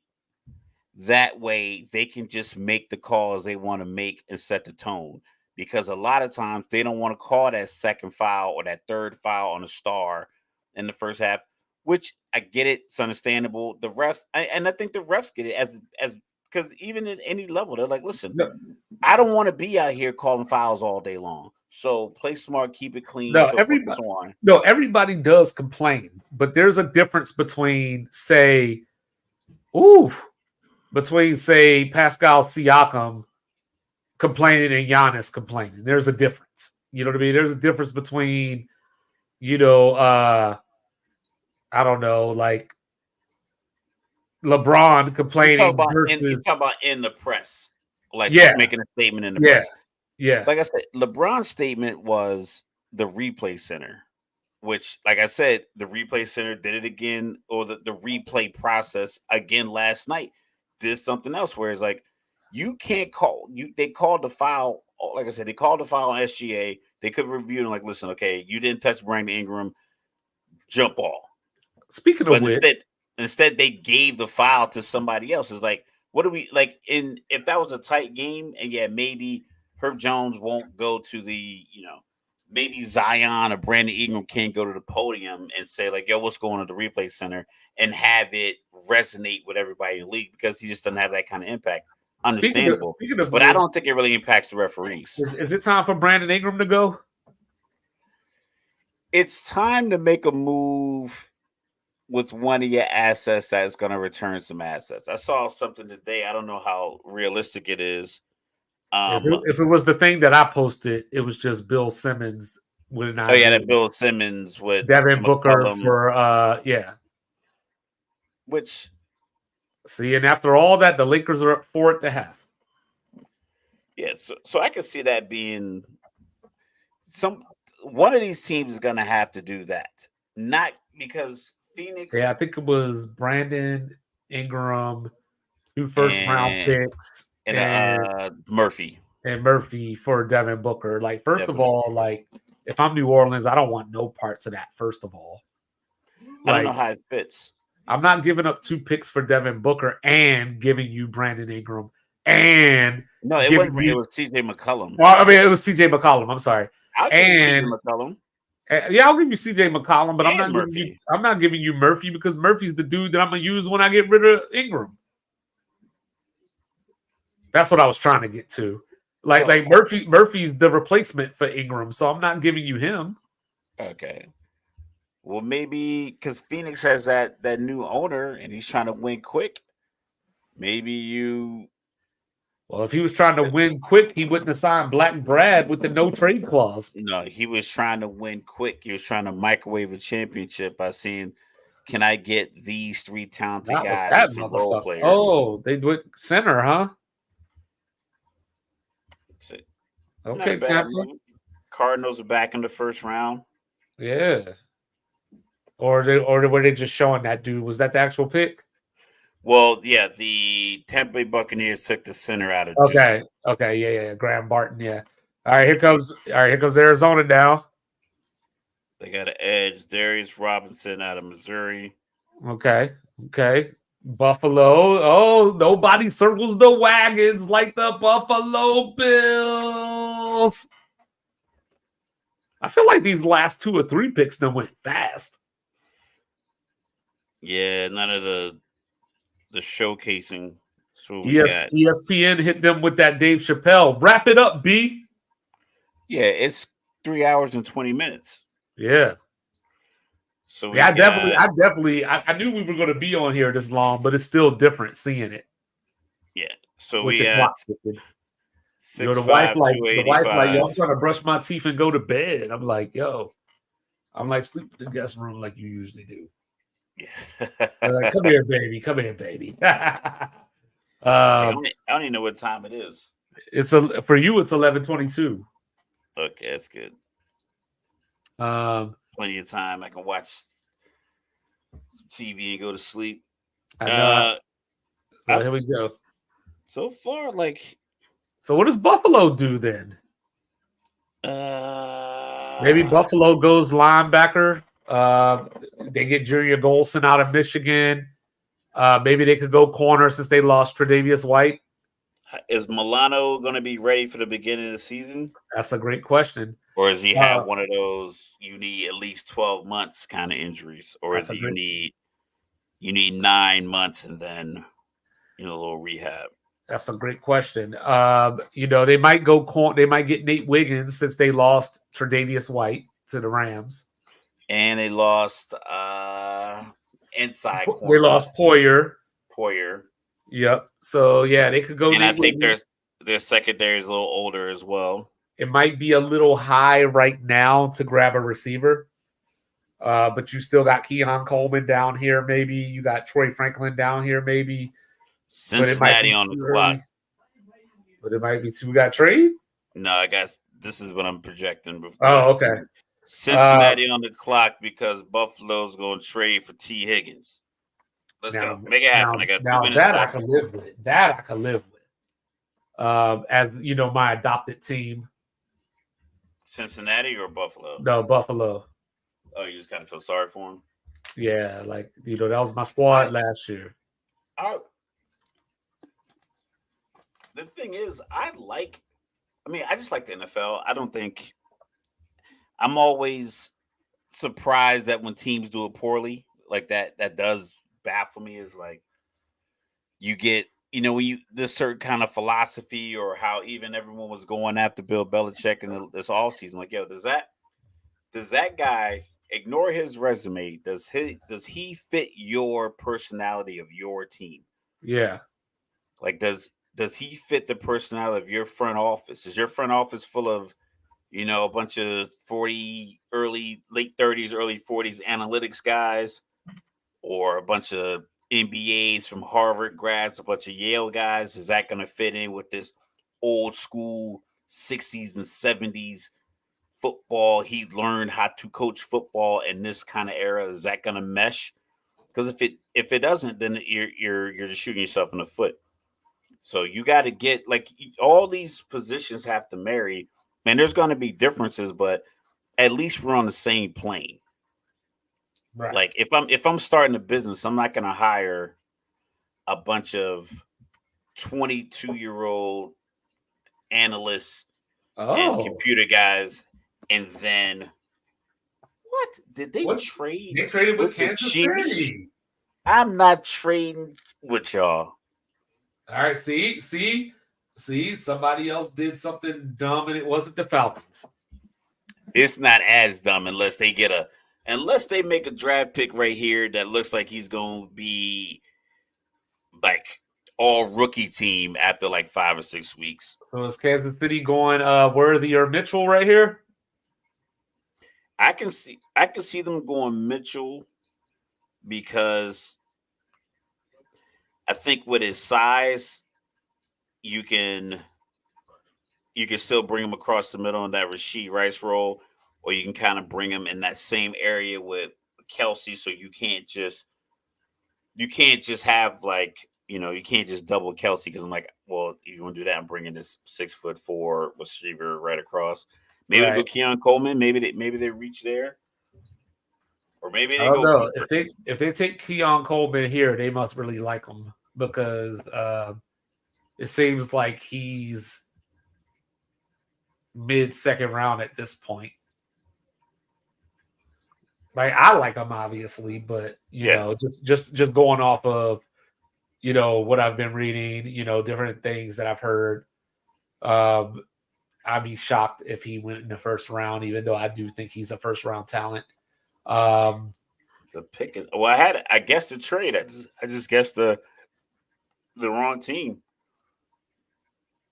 So Dallas is at 29. If I'm Dallas, I know it sounds crazy, but I don't know what your trade rights are for Micah Parsons after this season, or even CeeDee Lamb after this season. But I would entertain the idea of not signing any of these guys an extension, because I think that conversation has been had, because they asked Dak Prescott about, how does he feel about Jerry Jones' comments or something along those lines, and his answer was something along, I'm paraphrasing here. It's like, I'm aware of, just I got to get better for next season. I let all the contract stuff play out as it is. I'm just gonna play the best of my ability, whether it's here in Dallas or anywhere else. But as of right now, I got to be prepared for next season. So it sounds like either they're on the same page and they don't like it. Like, hey, we're not going to give you any of your contract extensions unless you can prove that you're going to win. Or maybe Jerry's like, you know what? I'm not signing any of these guys, and I'm going to sell the team for $6 billion next year. I think their value is somewhere around like six and a half, I believe. Right. So I think Denver went about 6.1, so they might be closer to 7. So so a sell will probably be $6.5, $7 billion. So maybe he's like that. Like, listen, we don't ride it, because Mike Zimmer, they just hired as a defense coordinator. It was only a 1-year deal. Yeah, I think McCarthy has 1 year left. CeeDee Lamb is up for an extension. So I don't know if that means he only has this next season coming up, or if he has 2 and the extension will start after the next one. Right. Like that. Same thing with Micah Parsons. I don't know if he has a 4-year deal and this is the last one, or the rights to him extend beyond 5 years. Right. But like I said, they're talking extensions for those 3 guys. They don't have definitive lengthy coaching contracts, and the offensive coordinator is Mike McCarthy. So it's like I can clean house and start all over, or clean house and sell a team for $7.1 billion. Yeah, if I'm Dallas, I might contemplate trading back again and just getting a running back early in the second round.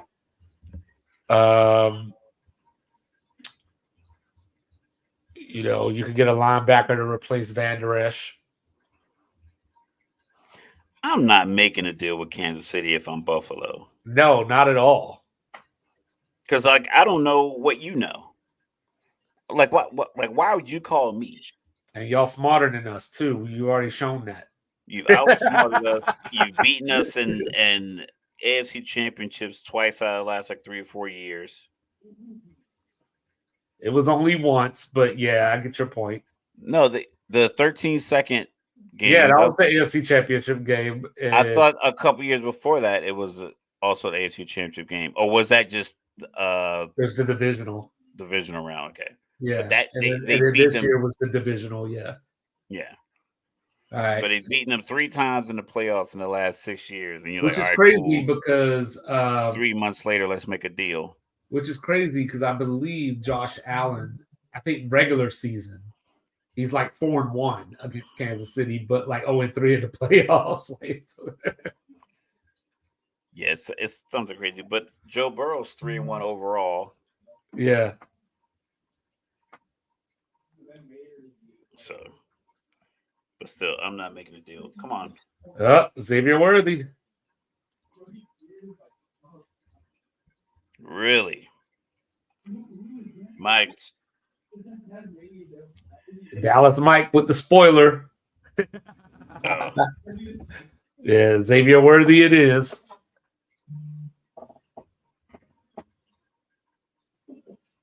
That's the help Kansas City get their next Tyreek Hill, huh?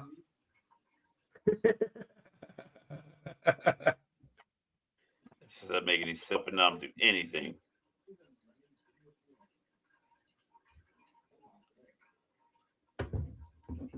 Look, everybody got their hair did.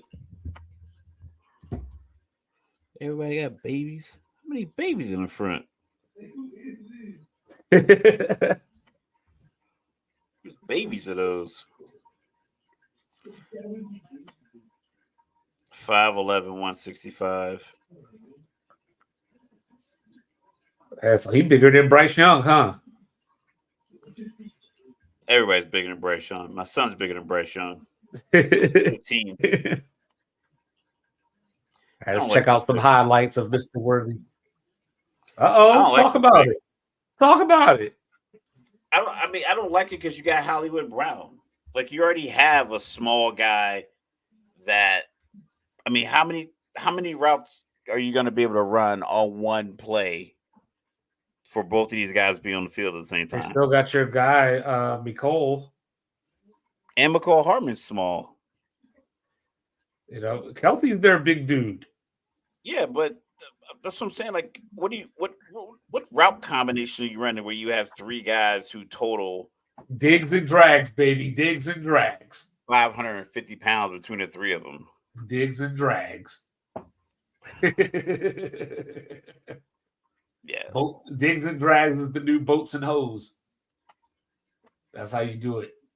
Yeah, I mean, like I think because you figure, okay, he's going with Mahomes, it should work. But is it just speed?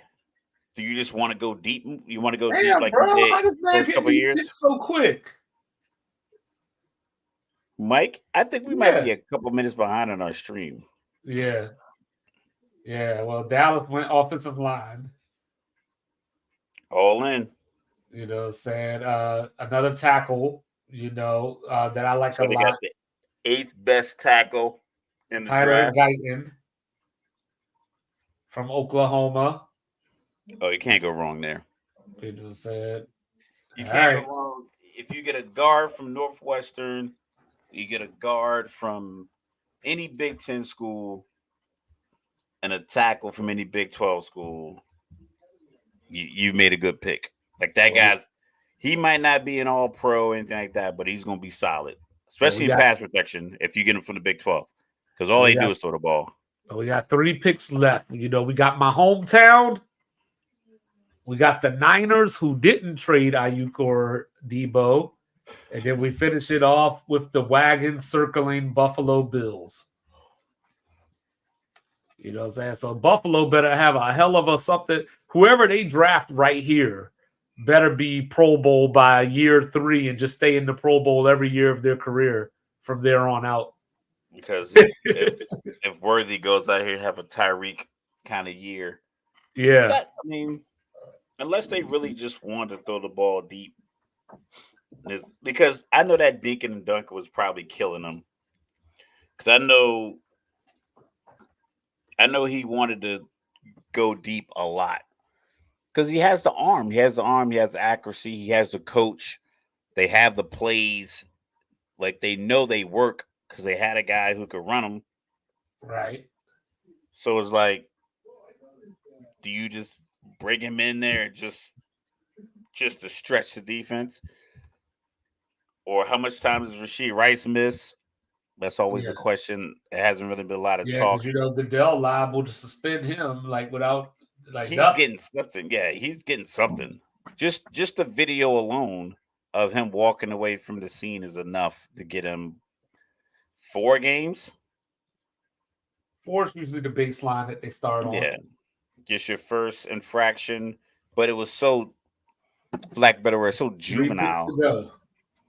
Especially leaving the scene is like that, because the NFL, they'll do their secondary investigation of like, so why did you leave the scene? What was in the vehicles to make you leave the scene? Like, why did you have to walk away from this? I think it was a Lamborghini and a Corvette. So I think the NFL is going to ask those kind of questions.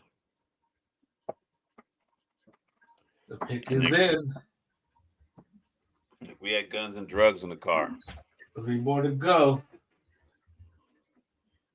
All right, so if you're the Ravens, maybe you replace Humphrey here since Wiggins is still there. Maybe you go linebacker just because you just seem to be the NFL linebacker. Like, if there was a linebacker university, it would be you. I don't know if the Ravens want to go offensive line. They got Derrick Henry, so do you do the Falcon thing? And, because they lost Gus Edwards, so and J.K. Dobbins. So do you do the Falcon thing and get Derrick Henry's replacement? Well, that's a normal thing.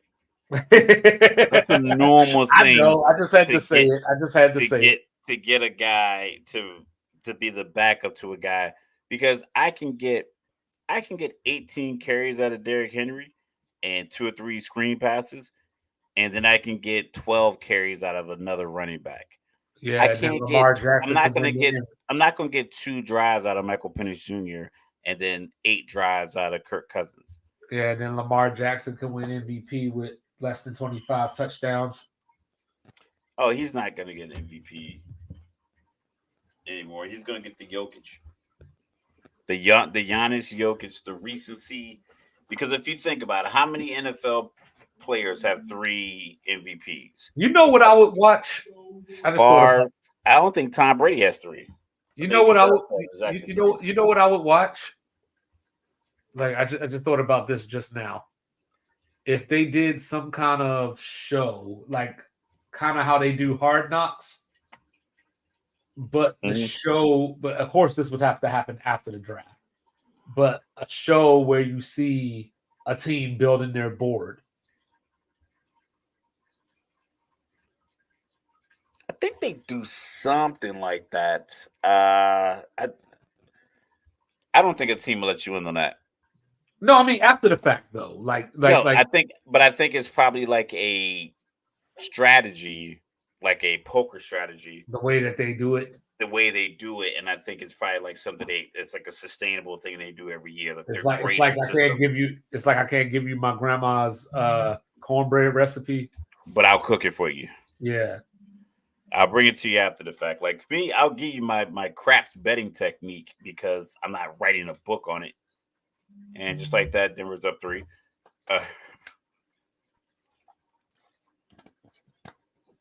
Let's see. Here we go. Let's see what the Ravens do. Let's see. Oh, Nate Wiggins it is. Of course. Of course. I told you.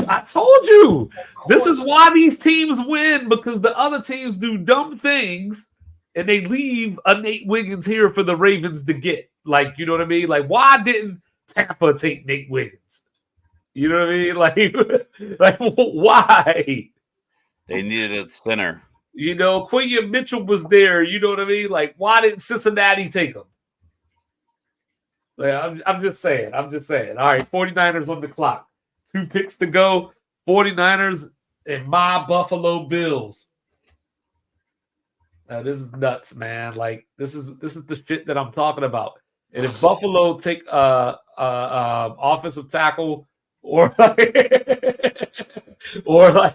linebacker, I'm gonna kick somebody's ass. Like, you know, I guess they could go defensive line, maybe, like try to generate more pass rush. You see this, Bay? You missed that. But yeah, they you know, this is we'll see. I don't know. Cooper DeJean's still out there. Tampa could have taken him. Tampa could have taken him, and now 49 is going to get him. And, you know, and I've been saying ever since, 2 years ago, that the one weakness that I see for San Francisco is their corners. Like, they're stacked everywhere else, but their secondary needs some work. And then, you know what I mean? Allegedly, Cooper DeJean is the best corner in this draft, depending on who you talk to. Yeah, but do we have any highlights of Cooper DeJean? Like, most of the highlights that I remember of him are punt returns. Yeah, like just him being an athlete with the ball in his hand. Yeah, like not necessarily lockdown coverage or erasing somebody. And I mean, and you're in the Big Ten too, so like, who you even erasing? You know, because you know, to be fair, I do know Keon Coleman came from Michigan State over to Florida State, but they weren't even in the same division as Iowa. So you're at Iowa playing against Minnesota, Wisconsin, you know, receivers. Northwestern, whatever game Nebraska, you got against Ohio State, maybe you matched up with Barbara Harrison a couple of times. You know, Nebraska, Wisconsin, Purdue. You know, said with no Rondale Moore. Not a lot of top flights wide receiver prospects coming from those universities. Yeah, they played against Michigan, but Michigan was running the ball. You know, like you said, they matched up with Ohio State a few times. I'm trying to think. They played Penn State, but Penn State was running it down their throat and shut them out. So, you know, I don't know. You know, but like I said, he obviously has the athletic ability, you know, that you would enjoy having in your defensive backfield. But you know what? I bet you Buffalo traded so they can be picked number 32, so they can pick where the Super Bowl champions pick, so they can start getting in that mindset of like, this is where we're picking every year. Is that what it is? That's what it is. 32 in the my man came through with the Hiroshima speech. It was like, it all starts now. Today is our December 7th. That's the thing. Like they had the team for the last couple of years to make that happen. Last 3 years, last year, unfortunately, they just ran into like all the wrong injuries But even with that, they still could have beat Kansas City. Yeah, you're a field goal away from overtime. And AD's grimacing. Oh shit! I turned it off. I was trying to cheat because you've been ahead of me all night, so I got on the internet instead, so I can look at these pics before you get them. Are you at the commercial at the Courtyard Marriott? No, I'm looking at a chicken sandwich or something. Okay. It looks like the nasty ass McDonald's. Yeah, the spicy McCrispy. Only McDonald's could get away with the spicy McCrispy. The crispy. What the fuck is that? All right, let's see. Is he still on the ground? They went to commercial, but he was on the ground. Oh shit! Look at you land on his wrist. Oh man, not my Kentucky dude. Just these wild layup attempts. It's like, dog, you're 7 feet tall. Stop. The one Kentucky dude that Cal could win with. You know, that's what I was thinking last night when I was watching Miami. I was like, look at Bam out here. Another player Calipari couldn't win with. Yeah, his team is flooded with NBA talent. You should have had 3 titles. At least three. And you should have probably won with Marcus Camby too. You probably should have played in 5 with the Kentucky, the talent. Maybe not Marcus Camby. You did lose to Kentucky in that one, but to Rick Pitino. But you could have won at Memphis. You had a 8-point lead with 1:50 left and just needed to hit free throws. That's wild, man. Definitely should have beat Oakland. Yeah, you remember that big dude? Well, not the big dude. I mean, I guess he's the big dude for Oakland, but the post player, Townsend. Yeah, he transferred to Arizona yesterday. Like, just off of that Kentucky game, you know what I'm saying?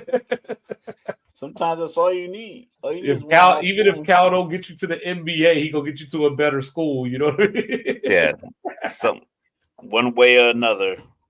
Yeah. All right, so San Francisco on the clock. The pick is in. Edrin Cooper, linebacker, Texas A&M. I'm calling it.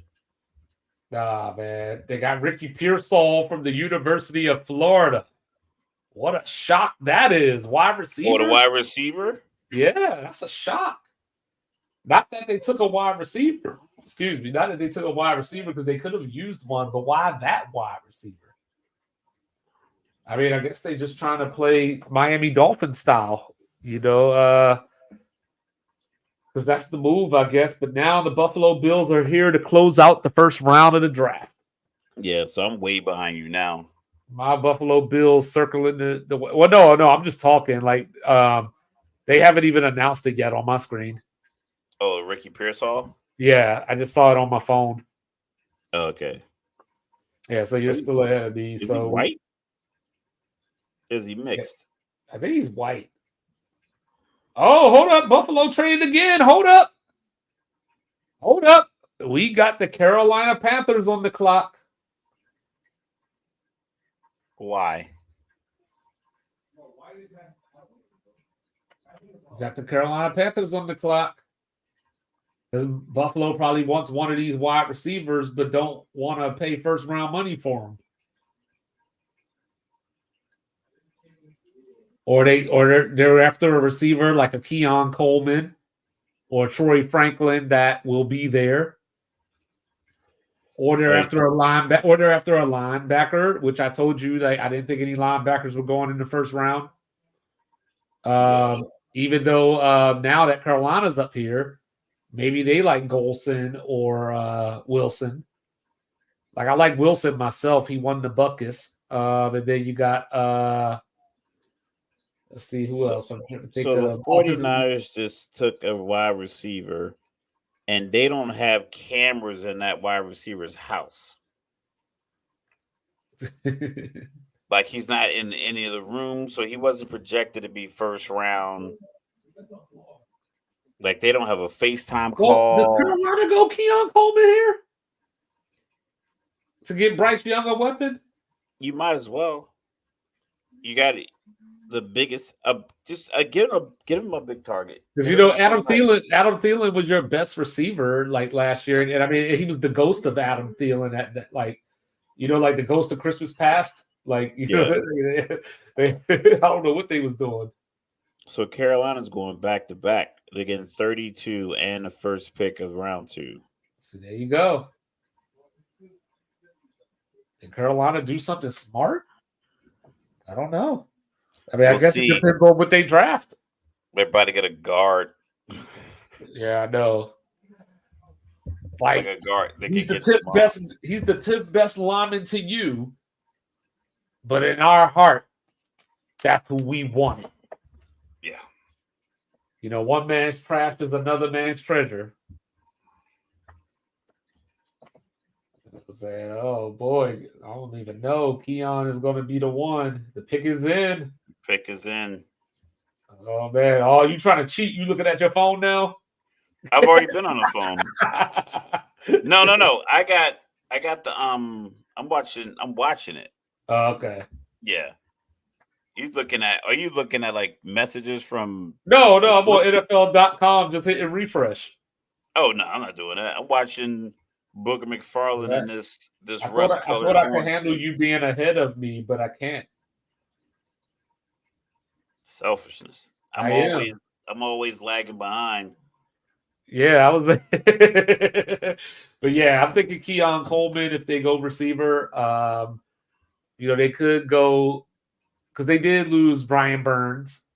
They traded him or whatever to the Giants, so they could try to replace him. But I don't know who's here that would suffice. So I'm gonna just go call Keon Coleman. I'm gonna call Keon Coleman. So they swapped a 6th round for a 5th round pick, basically. So Buffalo gets 33 now. Yeah, Buffalo gets 33 and Carolina's 5th round pick. Yeah. And Carolina gets their 6th round pick. That's nuts. Who the hell they want? Because they were going next anyway.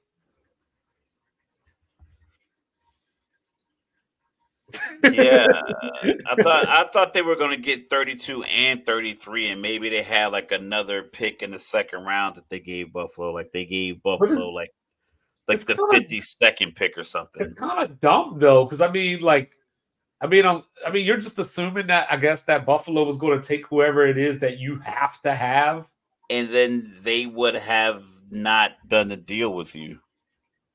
Yeah.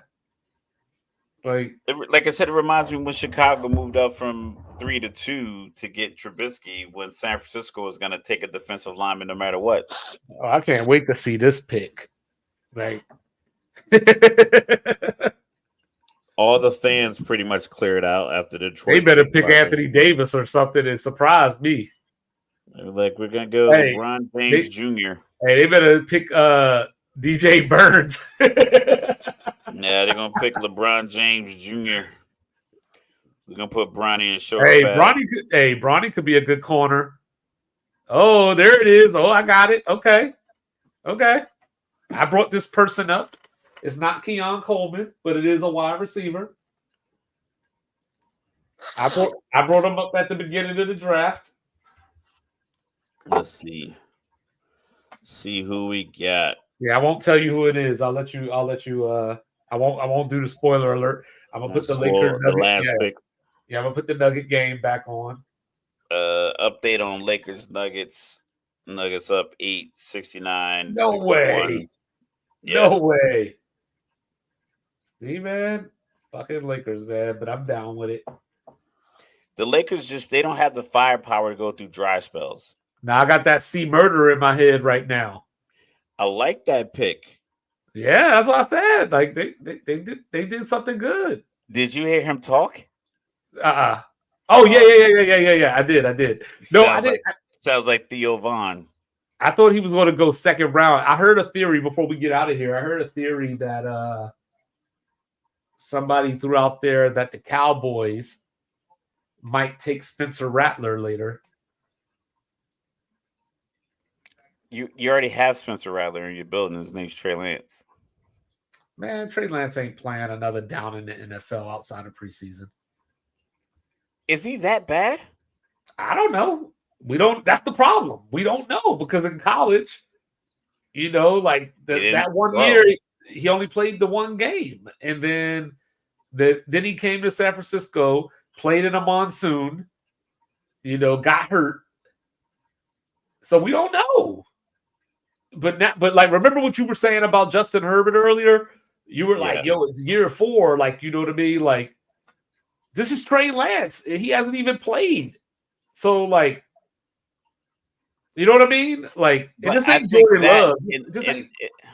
In that piece, I think of it as like, is he on a roster because someone is going to owe him money because of where he got drafted? I don't know. And that's why he's on the roster. Because if San Francisco cut him, excuse me, my eyes dry at night. If San Francisco would have cut him, they probably would have had to pay him. Yeah. So you're better off trading him, and then Dallas probably could offload a couple of assets. But even at the end of this season, they had him listed as the emergency quarterback, so he wasn't even the backup. Because you can't dress three guys. I know, but Cooper Rush is your. He started 5 games, which is why I was like, why did Dallas do this unless they're going to trade Rush or I guess cut Rush or move Trey Lance to another position. Pause. Because I'll be moving these men to other positions. Pause. This was a pretty, I think, the wide receiver quarterback run, because I believe the over under was 6, or I believe 5.5 for quarterbacks. Quarterbacks went over. Yeah. Did he go over? Yeah. Because we got Caleb at 1, Jaden at 2, Drake at 3. We got McCarthy. Penix at 8, McCarthy at 10, and Nick's at 12. Yep. So 6 in the top 15. Yep. And then you had about 11 offensive linemen. So we got 7 tackles, 2 or 3 guards in the center. I mean, what defensive players? We even hit 8? Because you had got Nate Wiggins, Byron Murphy, Quinion Mitchell, Dallas Turner, Jarrett Verse, the edge out of Missouri. Yeah, Darius. Yeah, Darius Robinson. No Cooper DeJean. We got Tyrion.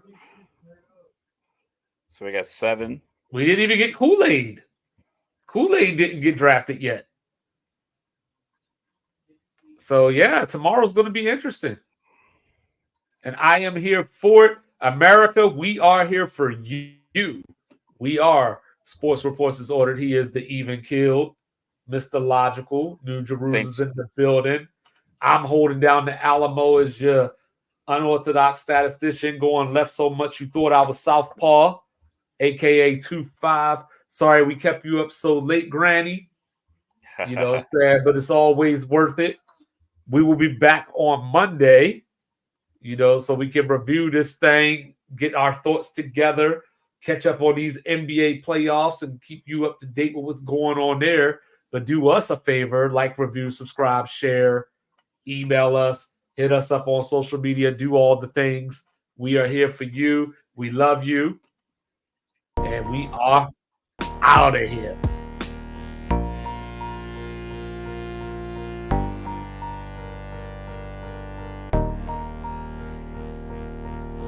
Peace. First 14 picks were offensive players. There you have it.